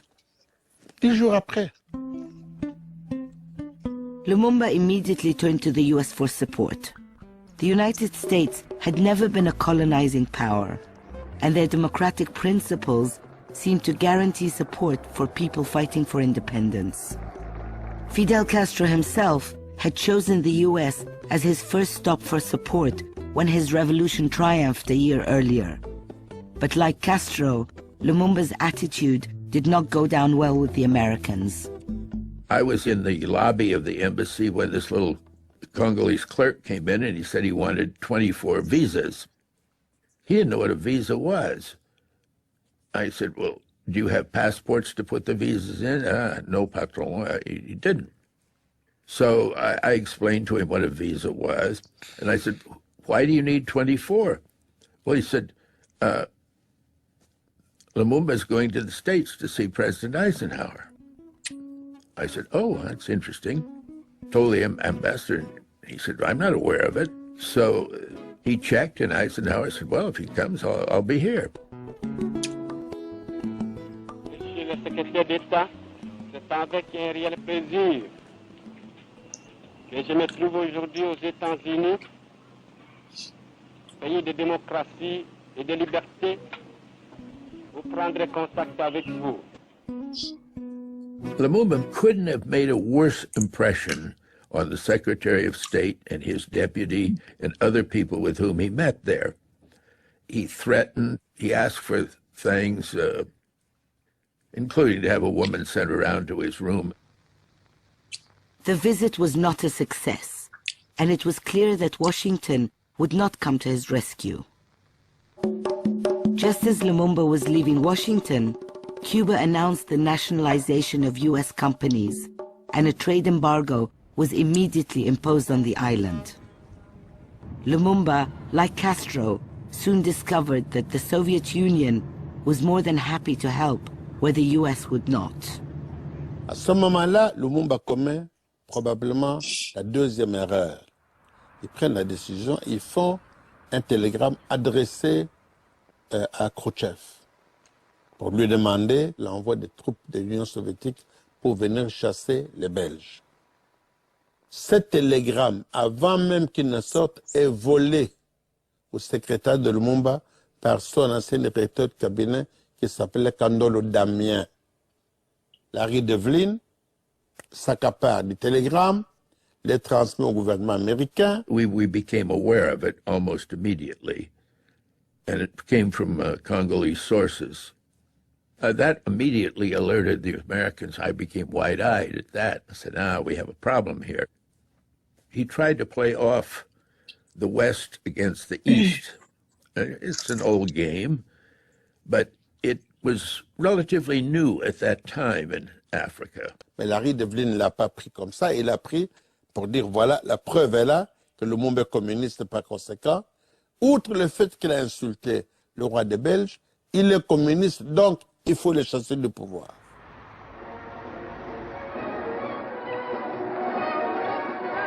The Congo Crisis was becoming more than just a local conflict in faraway Africa.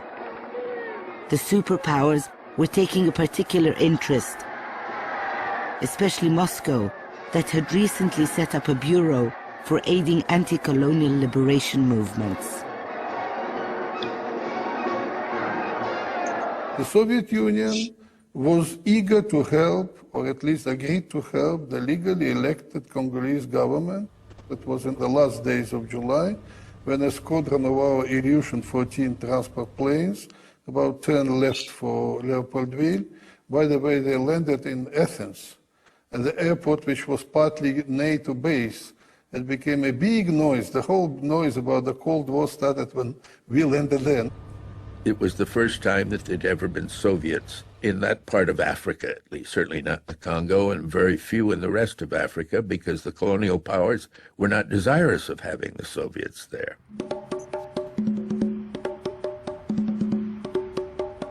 Третий мир в этой войне был полем, так сказать, для охоты. Перевели вам? Полем для охоты. Почему? В Европе границы были забетонированы. Перейти границу означало начать атомную войну, которую никто не хотел.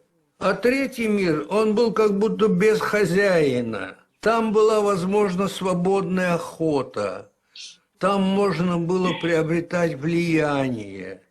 We believed, and I think it's true, that it was an attempt to hold Congo as a base, especially as a base of minerals for the United States, for the West. We should not forget that the first atomic bomb was done of those uranium found in Congo.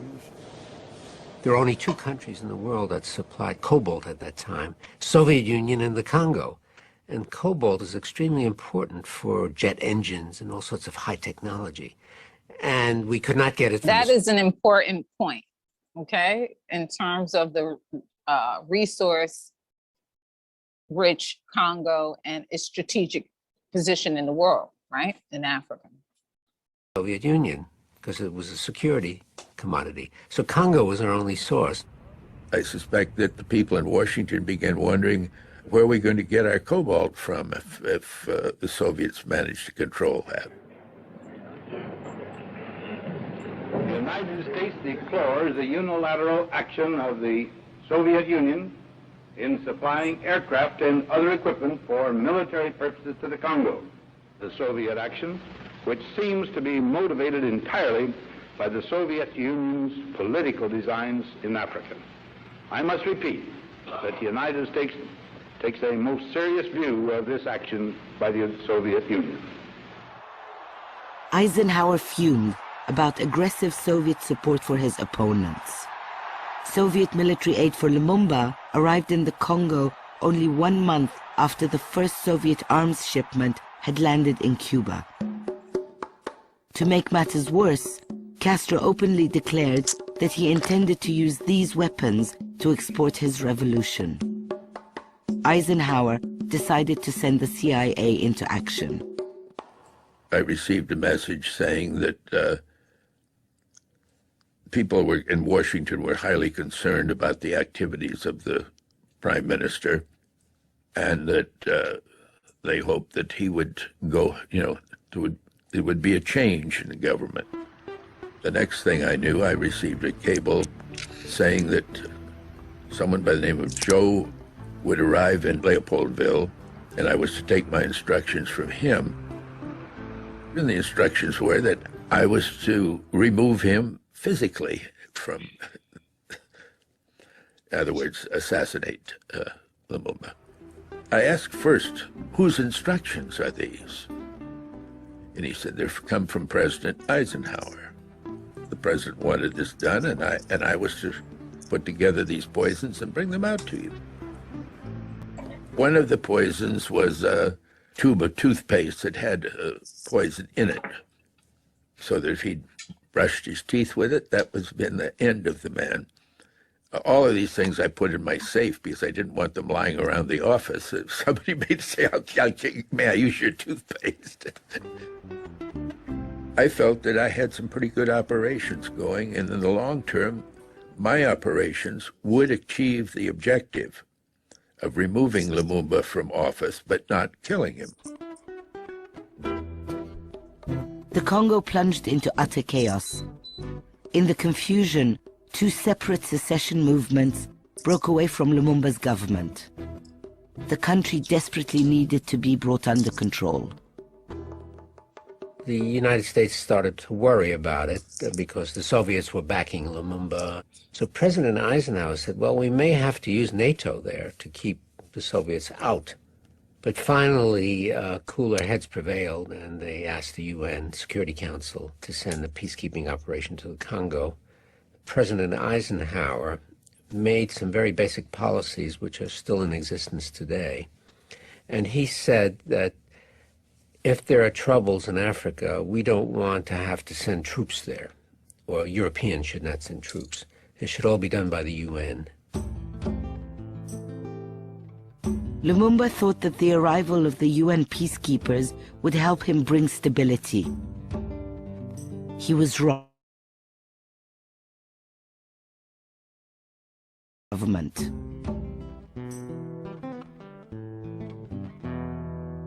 Lumumba had just promoted his personal secretary, Joseph Mobutu, to Army Chief of Staff. Mobutu was to coordinate with the UN troops to stop the country's descent into anarchy. Instead, he turned to Larry Devlin. Mobutu said that the army was very unhappy with the prime minister because he was turning the army over to the Soviets. He wanted to mount a coup d'etat, but there was one condition. They had to know that they would have the support of the United States government. I had tried and failed to achieve by legal means what they wanted, the United States government wanted. So I stood up and shook his hand. Finally, it took me a while to do this, and said, I guarantee you the support of the United States government. And the coup, he said the coup will take place within a week, and it did. UN troops were supposed to protect the independence of Congo, but they would not allow the Congolese troops, which were loyal to Lumumba, to operate. The mission of the United Nations troops was misused to topple the regime of the government of Lumumba, or at least not to protect Lumumba. Les troupes des Nations Unies ici vont encercler la résidence du Premier ministre. Sans aucun mandat, sans aucune autorisation, il y a une crise interne, les Nations Unies s'interposent et vont mettre le Premier ministre en résidence surveillée. Lumumba's supporters organized his escape. He was sneaked out of his house, bundled up in the back of a government car. Le bruit s'est répandu sur Lumumba était parti de chez lui. On a commencé à le chercher. Mobutu a demandé aux Nations Unies de lui donner des hélicoptères. On l'a poursuivi. On l'a arrêté. On les a mis dans un hélicoptère. On l'a ramené ici, ligoté, comme un vulgaire bandit.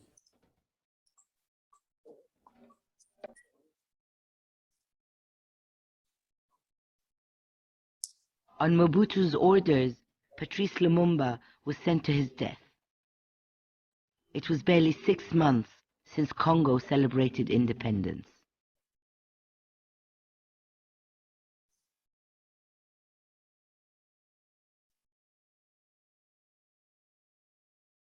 C'était terrible.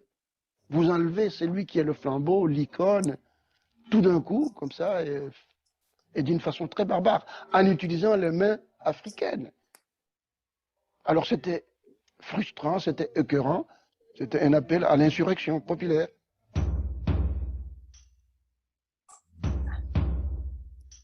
Il faut venger cela. Ce pays est à nous et je vais me battre pour lui.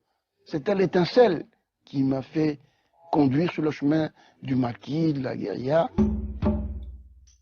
A witch hunt tracking down Lumumba's followers started in the capital. One by one, the Lumumbas fled to the safe haven across the river in Brazzaville. They organized themselves into an armed rebellion led by the 23-year-old Laurent Kabila. Okay, so I'm going to stop there. And just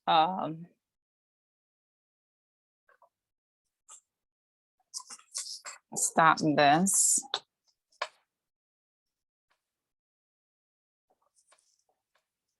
You can see me again. Okay. So I'm going to stop there just to briefly just talk about what all of that means with respect to the assassination, what it means in respect to the world and to African independence. So Congo being one of the most powerful and resource-rich nations within the African continent, that meant that they could destabilize the Congo, put the Congo in the hands of the United States, and effectively obtain the resources without having to go through this leadership that wanted some measure of independence and self-determination for the Congo and its people. I think it's explicit in there what the West was concerned about. Cobalt and coltan are two resources that come out of the Congo, and it is used to produce, well, it's used by the military on various scales, but we also know that there are other resources that came out of the Congo that were used to create bombs, right? And so we know the strategic importance of the Congo, its resources, and therefore this is part of the motivation for derailing African independence, the very independence that Nkrumah is talking about in terms of Ghana not just being one part of a whole, but that the independence of African nations or Ghana's independence would reverberate throughout the African continent and pretty much lead to continental unity. I'm going to stop there because I could just really go on and on and on and on and on. with that point alone. However, what I want to do is talk to you a little bit about how we struggle. And there is a clip in here that introduces Amilkar Cabral to you. And Cabral is also one of the author of one of the documents there that I sent you in WhatsApp, okay? And Amilkar Cabral was a unique individual. He also was in the leadership in Guinea-Bissau, a very, or if not one of the smallest nations in West Africa. Generally, you hear Guinea-Bissau and Cape Verde together. And he would be the leadership in the PAIGC. And this would be a unique context. Why?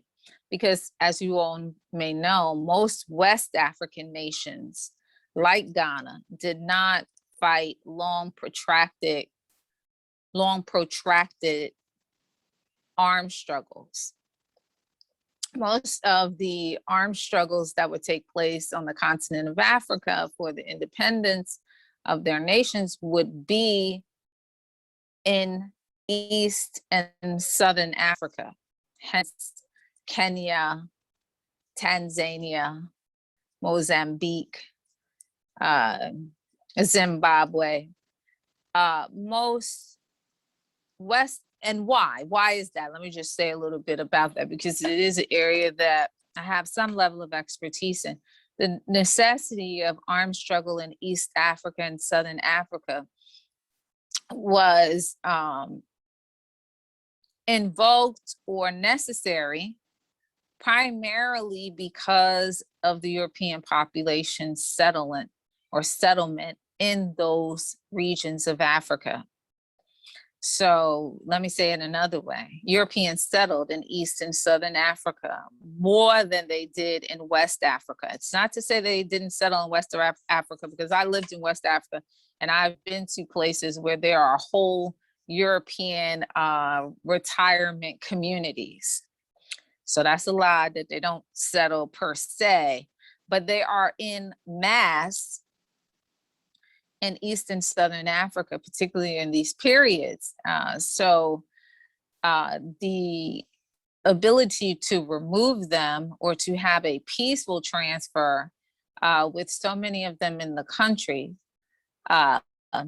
was almost impossible, okay? So we know most popularly the Freedom and Land, or Land and Freedom Party of Kenya, which Europeans wrongfully dubbed and demonized as the Mau Mau, would fight a long protracted struggle.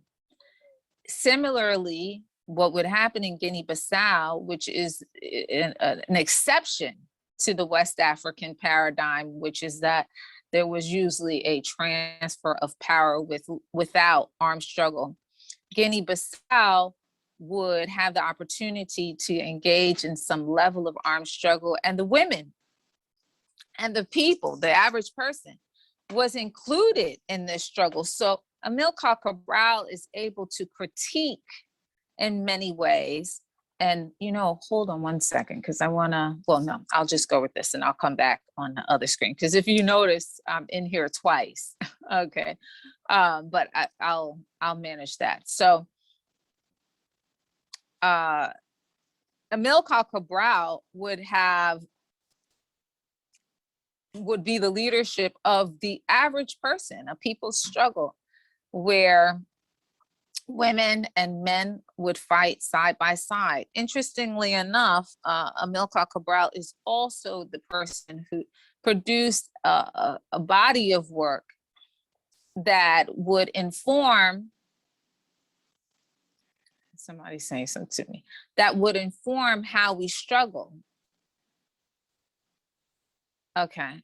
Yeah, it's in the WhatsApp group. Okay.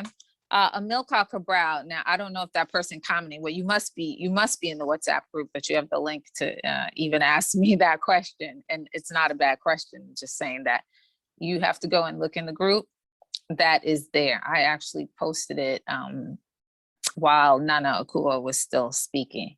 So Amilkar Cabral was presented with the dilemma that, he had to organize the people to wage this armed struggle. No, Europeans were not in mass in that particular country in West Africa. However, the Portuguese did attempt to wage some level of war on the ground, in which he would respond in kind.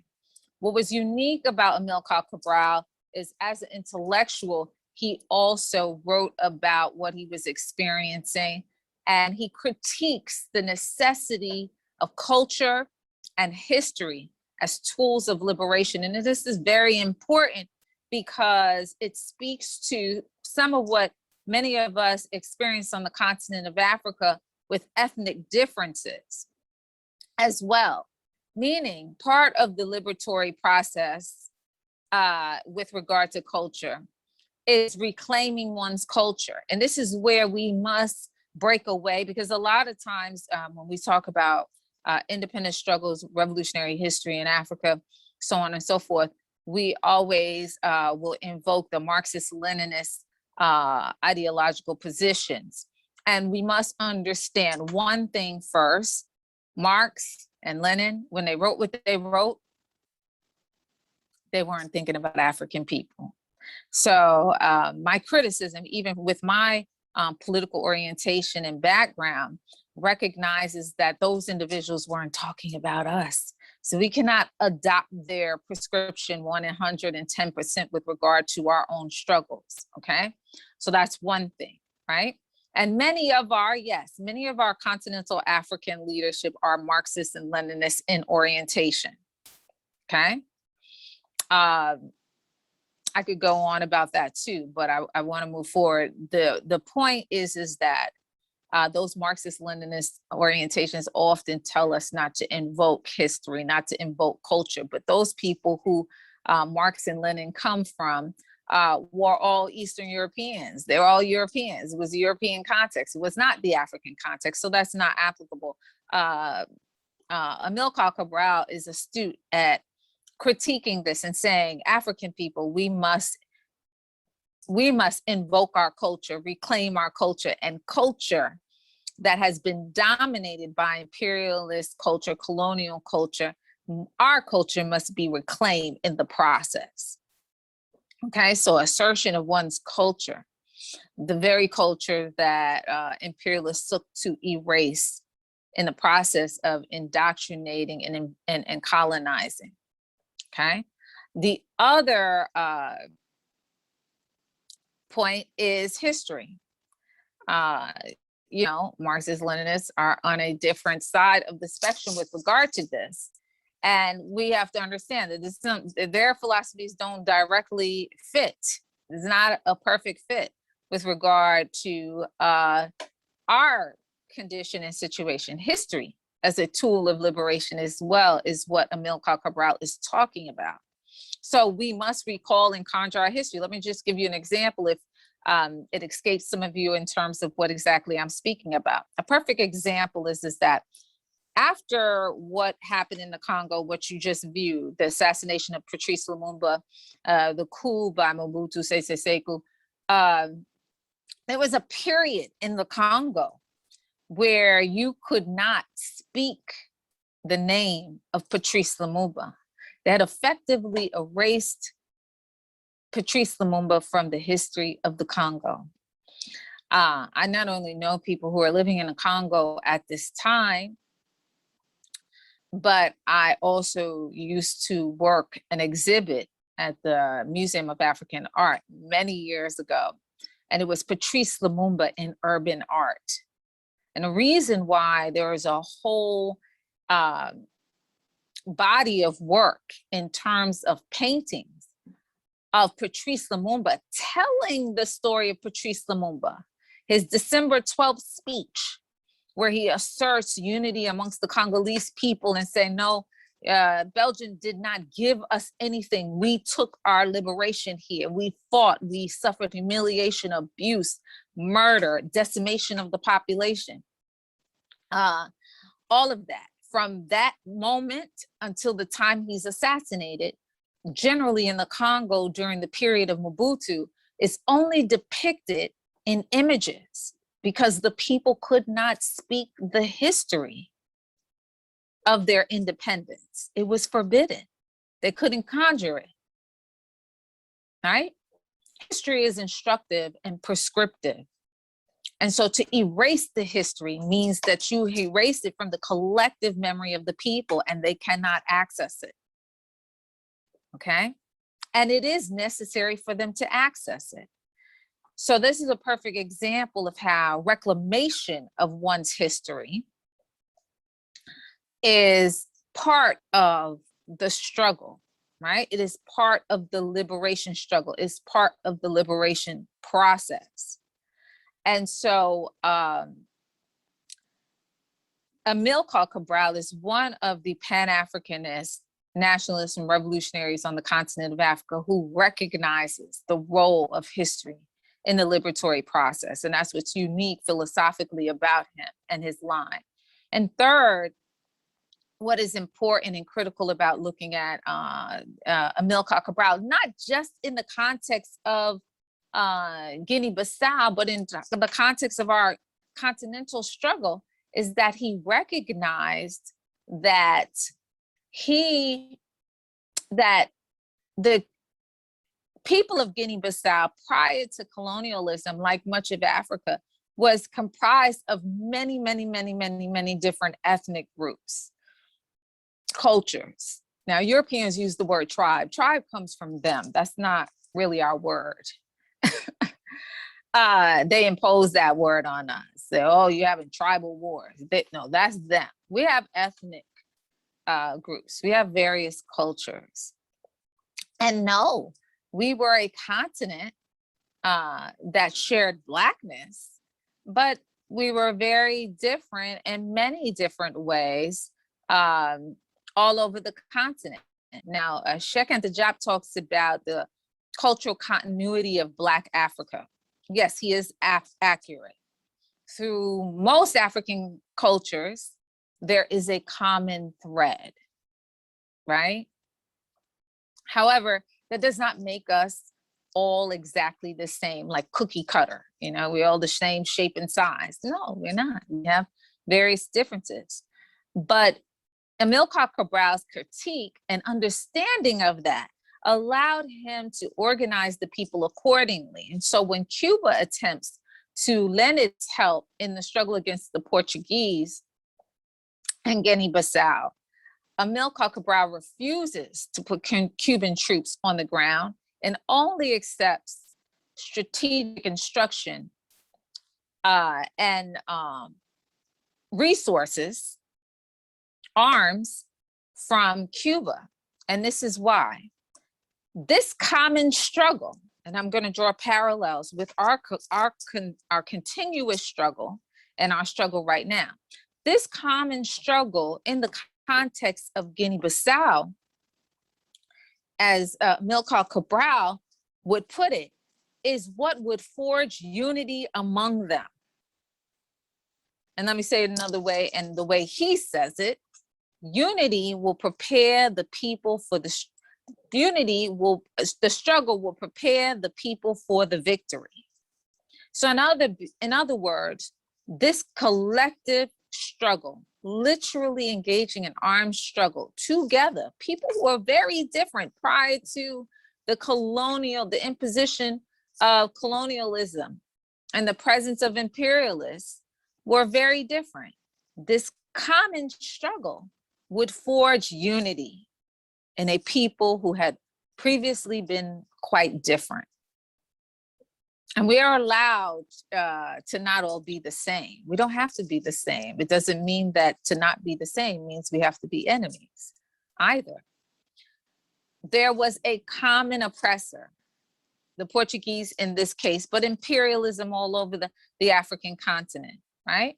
So this struggle would forge unity. We forget very often that unity is a part and parcel of struggle. It's not forged with singing and joining hands. I know you guys see us in the United States singing and protest. That's not really how we forge unity, because we can sing together and then we can be at odds along every other line. Unity is forged through sometimes fire, going through a collective struggle together, okay? And even more so, how unity is forged there in Guinea-Bissau is to recognize that they had differences, okay? And invoke those differences and act on the commonality, right? And that's essentially what happened there. You had men and women who would come together who were ethnically different, but who had a common oppressor in the Portuguese, and wage armed struggle. So it's a unique story. And they had a unique leader in Amilkar Cabral in particular. So I want to just go to a brief portion of this same film and let you see what is said about Amilkar Cabral, what is said about his approach to the struggle. And he goes even further. You know, if you join, I don't know how it works internally, so you have to ask the administrators, but if you join the next round of this class, meaning the next cycle that I teach, I'm going to be sure to include the writings of Amilkar Cabral, because he even talks about the role of the diaspora in forging global unity, international unity in terms of our struggle, because while we are here in the diaspora, we face some similar issues. So give me a moment. I'm going to keep talking, and I'm just going to cue this other portion of the film with Amilkar Cabral, okay? So one moment. You could actually write in the chat while I do that, because yes, I have a kitten, and I have two kittens, and they're walling out right now because they want to come and join me and hang out. But I am cueing you. So you can write in the chat just a little bit if you'd like. I'm going to show you this brief piece, and then I'm going to do Q&A, and then we're going to wrap up. I'm hoping, okay, let me see. Okay, here we go.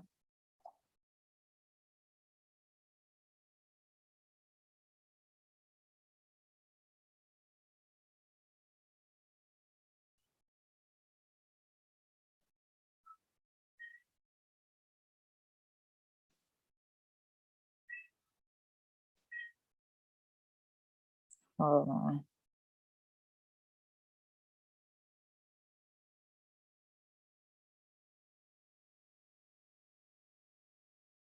Okay, here we go.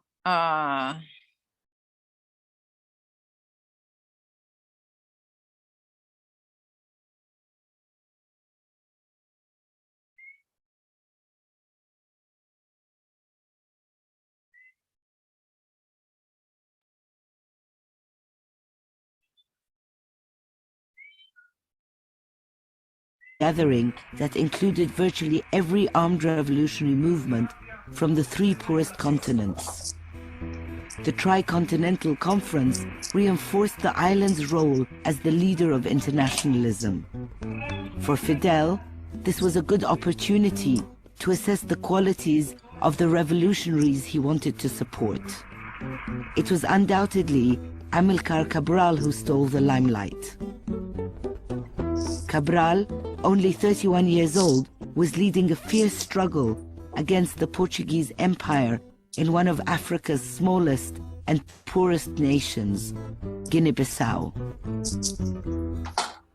Esta conferencia aquí en Cuba, territorio libre de América, el primer país socialista en el hemisferio occidental, es en realidad una grande promesa, una grande esperanza para todos los pueblos que luchan contra el imperialismo. Pero ya había un antecedente de Amilcar cuando se había entrevistado en el recorrido que hace el Che por distintos países, que llega a Conakry y tiene la oportunidad de hablar con Amilcar. Y el Che dice que uno de los movimientos de liberación más serios que hay en ese momento y de más posibilidad en ese momento es el movimiento de la liberación de la colonia de Guinea-Bissau y Cabo Verde.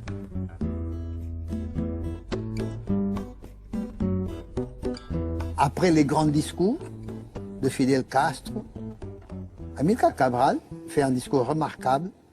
Il a caractérisé, je m'appelle ça, très bien la situation en Afrique à partir de son propre pays, en parlant des ethnies, en parlant d'états de pauvreté, d'exploitation, pour justifier l'idée de continuer la lutte armée, c'est parce qu'il n'y avait pas autre voie, parce que les grandes puissances s'opposaient à l'indépendance des colonies portugaises, par exemple. For years, Amilkar's struggle was not of much consequence. But when the guerrillas started capturing territory, suddenly the importance of this neglected colony became evident. For Portugal, much more was at stake in Guinea-Bissau. This tiny colony could prove to be the empire's Achilles heel. Y se liberaba Guinea-Bissau, y así se demostró después. Se desprendía la liberación del resto de los países de habla portuguesa colonizados. Entonces, allí estaba el eslabón más flojo que tenían de la cadena, desde el punto de vista de los portugueses. No podían permitir, tuvieron hasta que hicieron todo el esfuerzo para no permitir que se dejara ninguna de las colonias, y mucho menos Guinea, que iba a ser el ejemplo del resto de las colonias para su liberación. Il n'avait pas beaucoup de richesse. À ce moment-là, la Guinée devait recevoir de l'argent du Portugal. C'était un pays où on faisait l'agriculture, pas plus. L'agriculture arriérée, on faisait la Guinée. Hein. Et tandis que ce n'était pas le cas en Angola, où il y avait des immigrés qui étaient des commerçants, des hommes d'affaires. C'était des richesses de l'Angola et de Mozambique qu'ils voyaient, parce que Guinée n'ont rien fait. The Portuguese were aware of their weakness, but they held a trump card. The government leased a strip of land on the Azores Islands to the US Defense Department. That airbase was used to protect American allies in the East, like Israel and Saudi Arabia. But the lease was renewable annually, so Portugal had every intention to use the Azores airbase as a bargaining chip. Well, under the fascist regime of Portugal, Angola, Mozambique, and Guinea-Bissau were part of Portugal. So the idea of giving up these colonies was unthinkable for that regime. So if we went to them and said, look, you must get out of Angola, we'll be very upset with you and all that, they might well have cut us out of the Azores. So NATO and the Cold War was far more important to us. There was a special law about not allowing U.S. arms given to Portugal to use them in Africa, but they did violate it, and we didn't do anything about it. In fact, we did not cut them off, even though we knew it, they were using them. Nous n'avons pas même voulu nous mettre dans cette guerre. Et malgré que beaucoup de gens disaient que ce sont des communistes, beaucoup de gens disaient ça, mais on n'avait pas de preuves.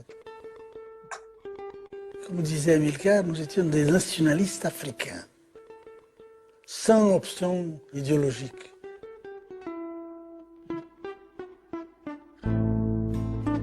Amilkar knew that it would be difficult to avoid labeling his movement, and having Cuban fighters would do little to dispel the belief that they were firmly allied to the Eastern Bloc. But he had a vision and a very clear strategy as to how to fight his battle for independence. Es decir, que Amilkar no llega pidiendo, deme hombre, mándenme hombre, ¿no?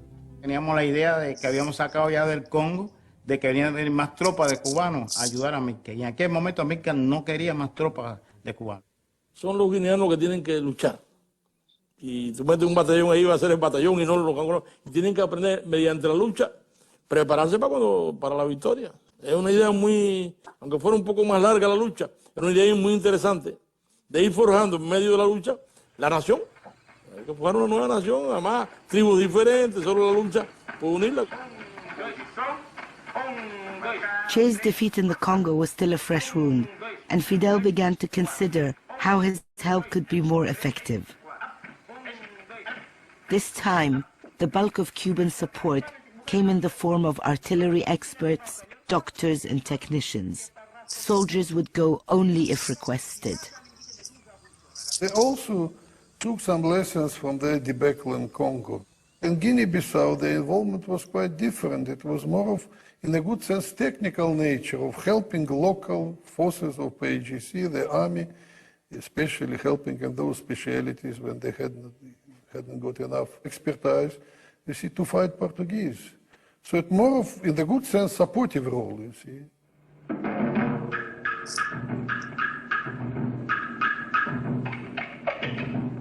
Amilcar had no illusions about his capacity to defeat the mighty Portuguese Empire. He wanted to wear them down in order to get them to the negotiating table.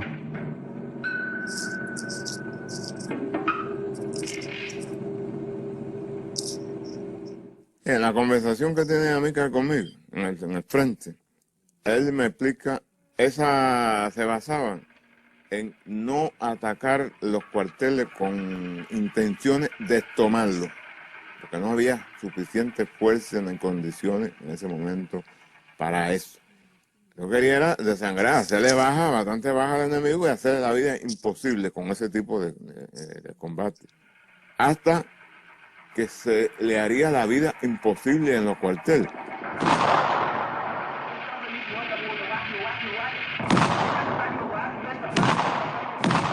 The war escalated, and the Portuguese sent 22,000 more soldiers. Amilcar's demoralization tactics had worked. The Portuguese felt trapped. Veteran captains from the colonial army in Guinea-Bissau decided to take the initiative in their own hands. It was they who overthrew the dictatorship, creating the Carnation Revolution in Portugal.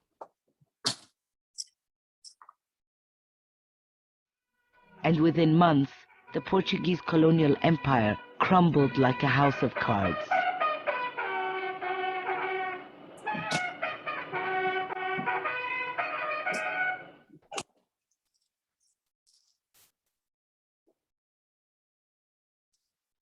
In this liberation movement, there was no military victory, never.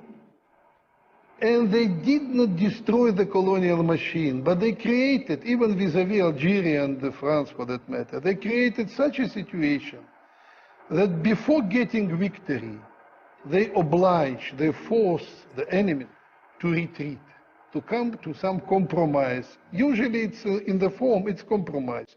In the essence, it's the victory of the liberation forces. That's exactly happened in each and every country. Okay, so I'm gonna stop there and come back. Okay, I've moved positions. And so I'm just gonna close with that. I've always wanna do more, but because of time, for the purpose of time, I am gonna stop there and maybe do a little Q&A because I'm over time, and just say that essentially the story of Amilkar Cabral and Guinea-Bissau is instructive in the sense that we see a small, tiny West African nation create a climate for the imperialist nation or the colonizer, forcing them to ultimately, or a hostile climate for them, right, to be in, and ultimately forcing them to withdraw.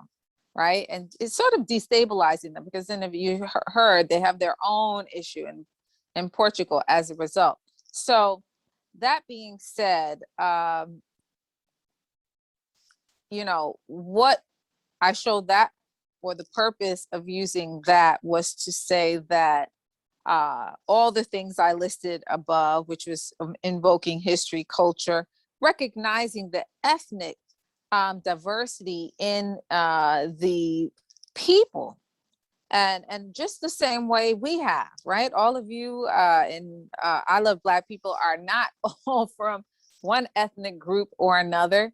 We are not from all the same specific African cultures. However, we have a common interest. We have political, we share political interest. We share a human interest, the worldwide attempt by African people to protect our humanity. And that is really, in essence, what Pan-Africanism is about. There is a document there by Amilkar Cabral.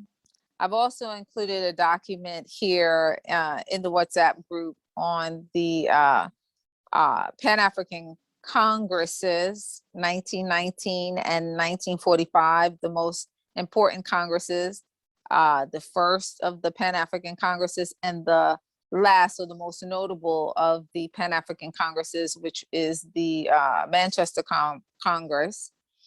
But all of that is just to say that these are some of our historical paths.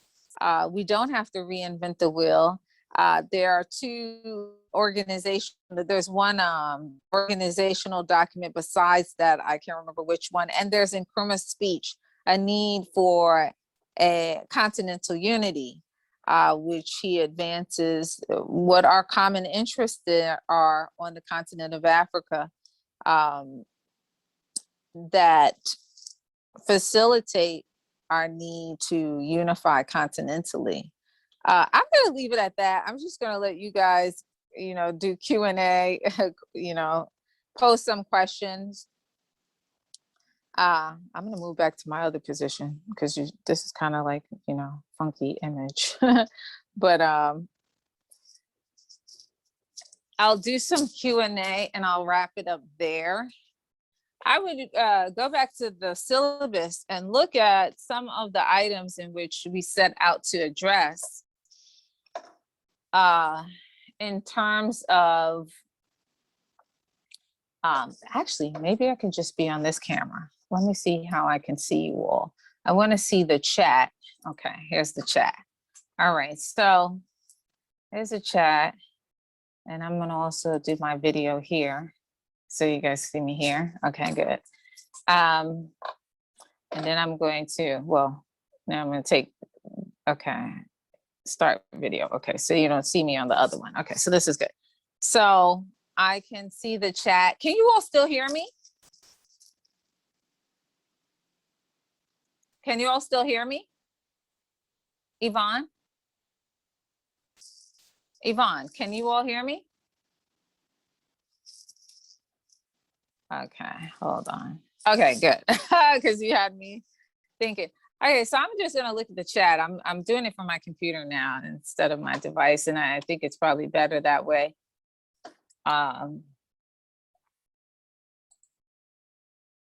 So let's see. Okay, so nobody really has much to say, or at least doesn't look like it. No questions. Hold on. Uh-oh. Okay, something happened. I can't see the chat anymore. Damn it. All right.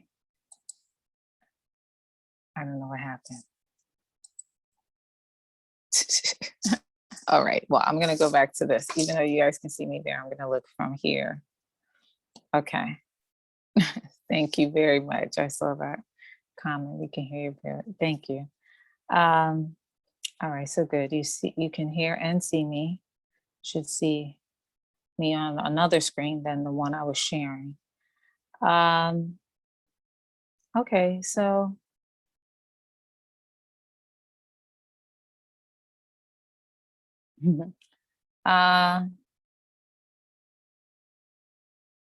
Okay, so no one has any questions?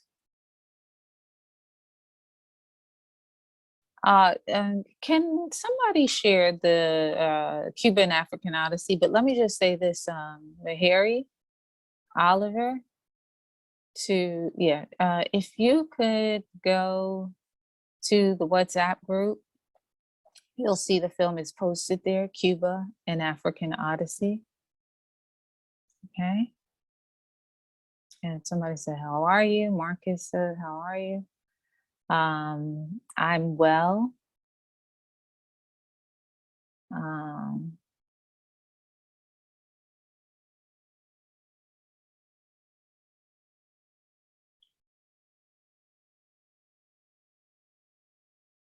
Okay, so somebody's explaining why they didn't get some of the materials. Okay, sorry about that. So let me just say this. I want to give out my handle.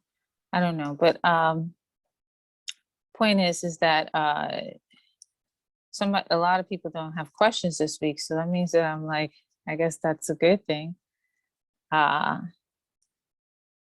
So you can see, thank you, Chris Emmanuel. You can see the Cuban African Odyssey in WhatsApp group, but listen, if you're on the Facebook group and you want to still see the film, you can simply go to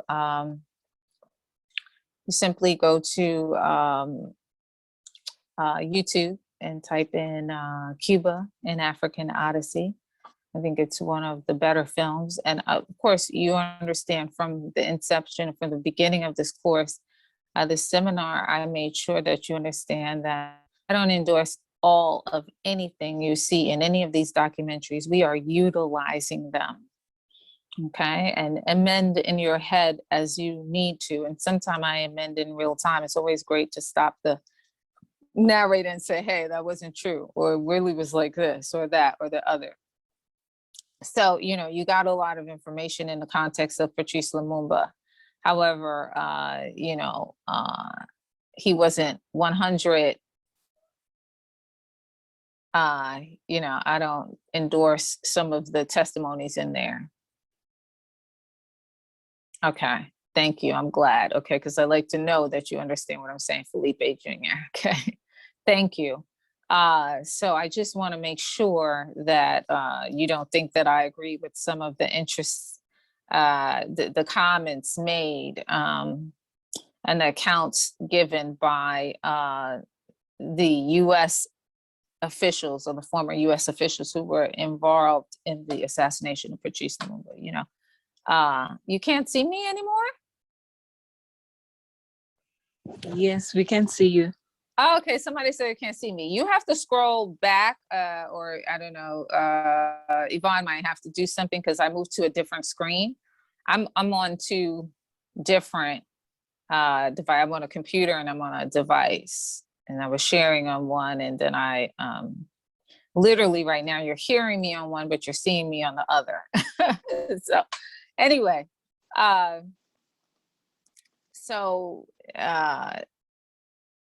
so I just want to make sure that's sort of a disclaimer, because I don't endorse all of anything that,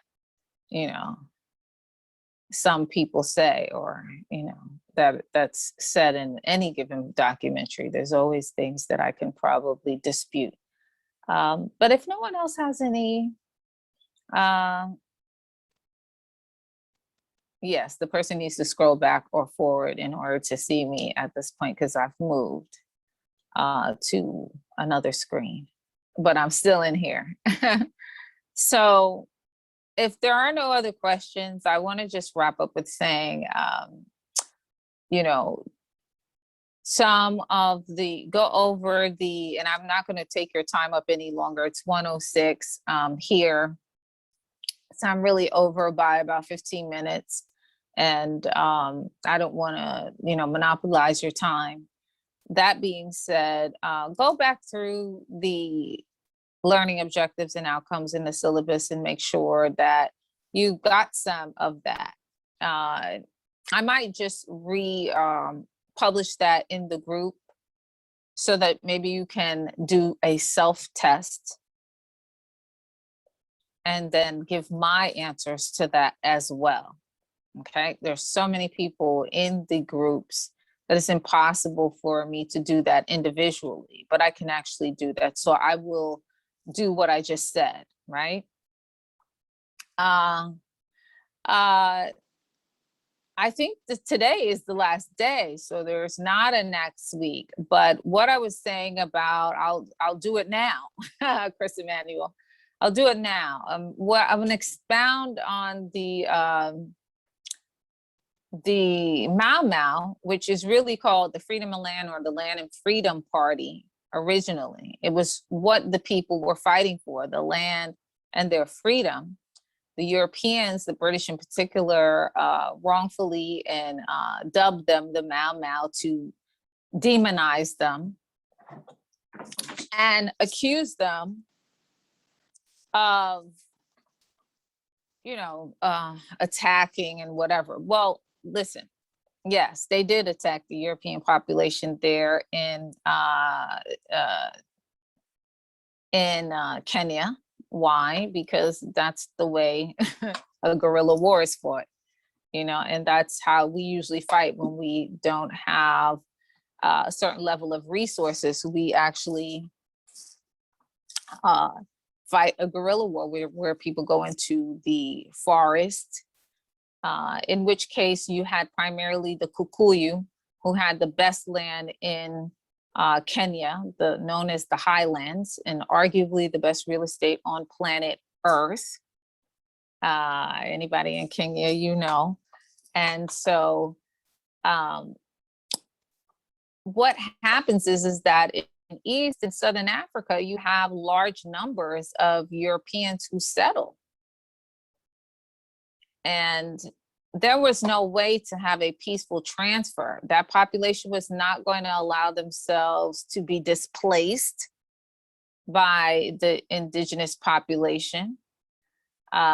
So they had to fight a long, protracted war. And let's just be very clear about African people, you know, because that's my primary concern, but African people fighting guerrilla wars. We always lose far more people than the other side, the colonizer, but then they'll talk about how many people they've lost. So many of our people were lost in the armed struggle in Kenya.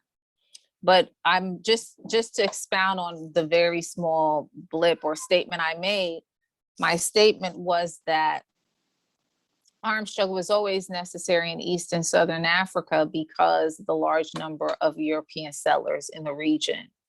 They weren't going to just pack up and leave. Right? And we even see this with Zimbabwe. That's why, you know, this whole thing that happened in Zimbabwe with regard to their independence in 1980, you know, was never followed through with in terms of redistribution of the land. And there's a lot of, I'm aware of a lot of the other politics on the ground around that. But the point is that, you know, in 2000, veterans of the war would begin to seize land on the ground, right? Whole plantations that had been promised to them in a redistribution of, or in the independence process, you know, so redistribution of the land, you know, really historically, and I'll come off of the African continent and go out into the diaspora. You know, regardless of what people feel about Fidel Castro, there's one thing that is definitely notable about him. And this is that when the revolution was fought in Cuba, you know, we all know that Castro nationalized everything and forcing out US corporations and countries and nationalized everything, meaning everything belongs to the nation and its people, right? One of the things that happened with Fidel Castro personally was the fact that his father was a plantation holder. And I mean, he did not have slaves at that moment or anything like that, but he was wealthy. He had wealth. He had been a plantation owner. His mother was they did not have an above board relationship. They had a sort of extramarital relationship that that Fidel Castro is born out of. And so people would use the term like he was not legitimate, he was illegitimate, so to speak, because parents were not married at the time. That being said, when Castro is involved in the revolution and they defeat Batista and his government, he nationalized everything. And part of that, in the process, he did a land redistribution. He also seized the land of his father. Most of the time we know leadership to have one prescription for the people and another practice for themselves. And this is the exception. He took his father's own land. His parents very likely went to their graves annoyed at him for it. But,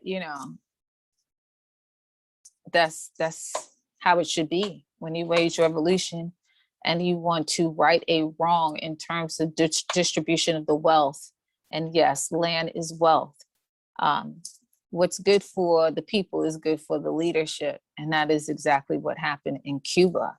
So with all the criticism that Cuba receives, good, bad, and indifferent, which is, interesting to me all the time, that is one thing that people cannot pull his coattail on when he was alive. He did not have the contradiction that he had one prescription for the people and a different prescription for himself or remedy for himself and his family. So, an exceptional thing. That's the way it should have went down in every African nation. Nationalize and redistribute the wealth, period. Period. Without exception. Right?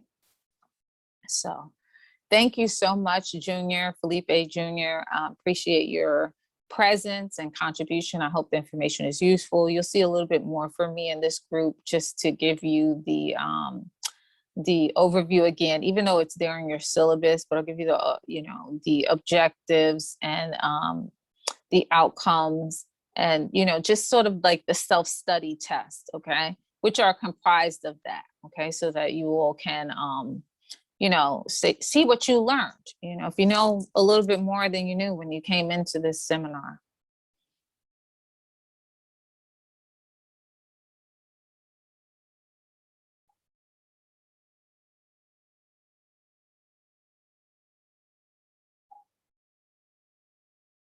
Okay, so I'm over time, and you're right. So this is a Pan-African history and organizing class, and yes, but I'm familiar with John Magufuli from Tanzania and his assassination, and that has a lot to do with, I think, a present situation with COVID. And many people were not on board with what is happening, which they would love to do, just like worldwide vaccinations. So I didn't get a chance to discuss that, but maybe we can chat in the group about it. I'm of the, I don't know if it's a dominant thinking, but I'm of that thinking. I'm producing something. I used to be a producer on WBAI. I'm actually going back to produce a show myself, which is called Global Things African. And we're going to talk about this thing. There's a list of African leaders who were not on board with this, vaccination plan. And somehow they all end up dead within the last year, so this is very interesting. I don't have autopsy reports. I don't know what the cause was or what, happened. But I mean, you can also relate that to like something like Haiti, right? Haiti's president, even though he was chosen by the US government, he wasn't on board with their vaccination program. So I think it's still going on, you know. I think that when you have leadership that's really in service to African people and willing to forge unity with other African nations and leadership and the diaspora, they're always going to be at risk, you know, and they're always going to be targeted for assassination. But what we have to do in terms of ideology is that we make our ideology, right? Our collective unity as an ideology, both a theory and practice. And you guys are contributing to that. You know, the people can overwhelm any government. Okay, so what we want to do is socialize Pan-Africanism in many ways. Okay, thank you. We want to socialize Pan-Africanism. So it's like you can kill one of us, but you couldn't kill all of us, right? The inevitable. And I just want to leave with this one point. The power lies with people. Kwame Ture talks about the inclination by African people to engage in spontaneous revolution. This is true. This is notable for us. But now what we want to do is engage in revolution, engage in struggle, ideologically and otherwise consciously. And he talks about that, you know, Kwame Ture, AKA Stokely Carmichael, you know. So I'm gonna leave it there. What you do is you want to do all that you do consciously. I'm gonna say one other thing that he is known to say in a context of a speech, Kwame Ture. He says, the role of the conscious is not to make the unconscious conscious. The role of the conscious is to make the unconscious conscious of their unconscious behavior. Always keeping in mind all the things that we do not think about, who they serve, why we're doing them, those things, who and why, who benefits, why are we doing it? Is it in the best interest of our people? Okay, always. And that's really the orientation you should have gotten from this seminar, right? You are a measurable result, have a measurable results orientation, where you're always looking at the bottom line, you know, because we always get excited about a lot of things that ultimately don't have substance. And we really can't afford to do that anymore in the world, especially not now, right? Okay, so I'm gonna leave it there. It's been my pleasure always. Hopefully, you know, you will keep in touch via this platform and you see me here and there on it, okay? And I'm gonna say I am because we are and sign out, okay? Okay, thank you. Okay. That's all right. I am All because right. we are. Okay, thank you. Peace.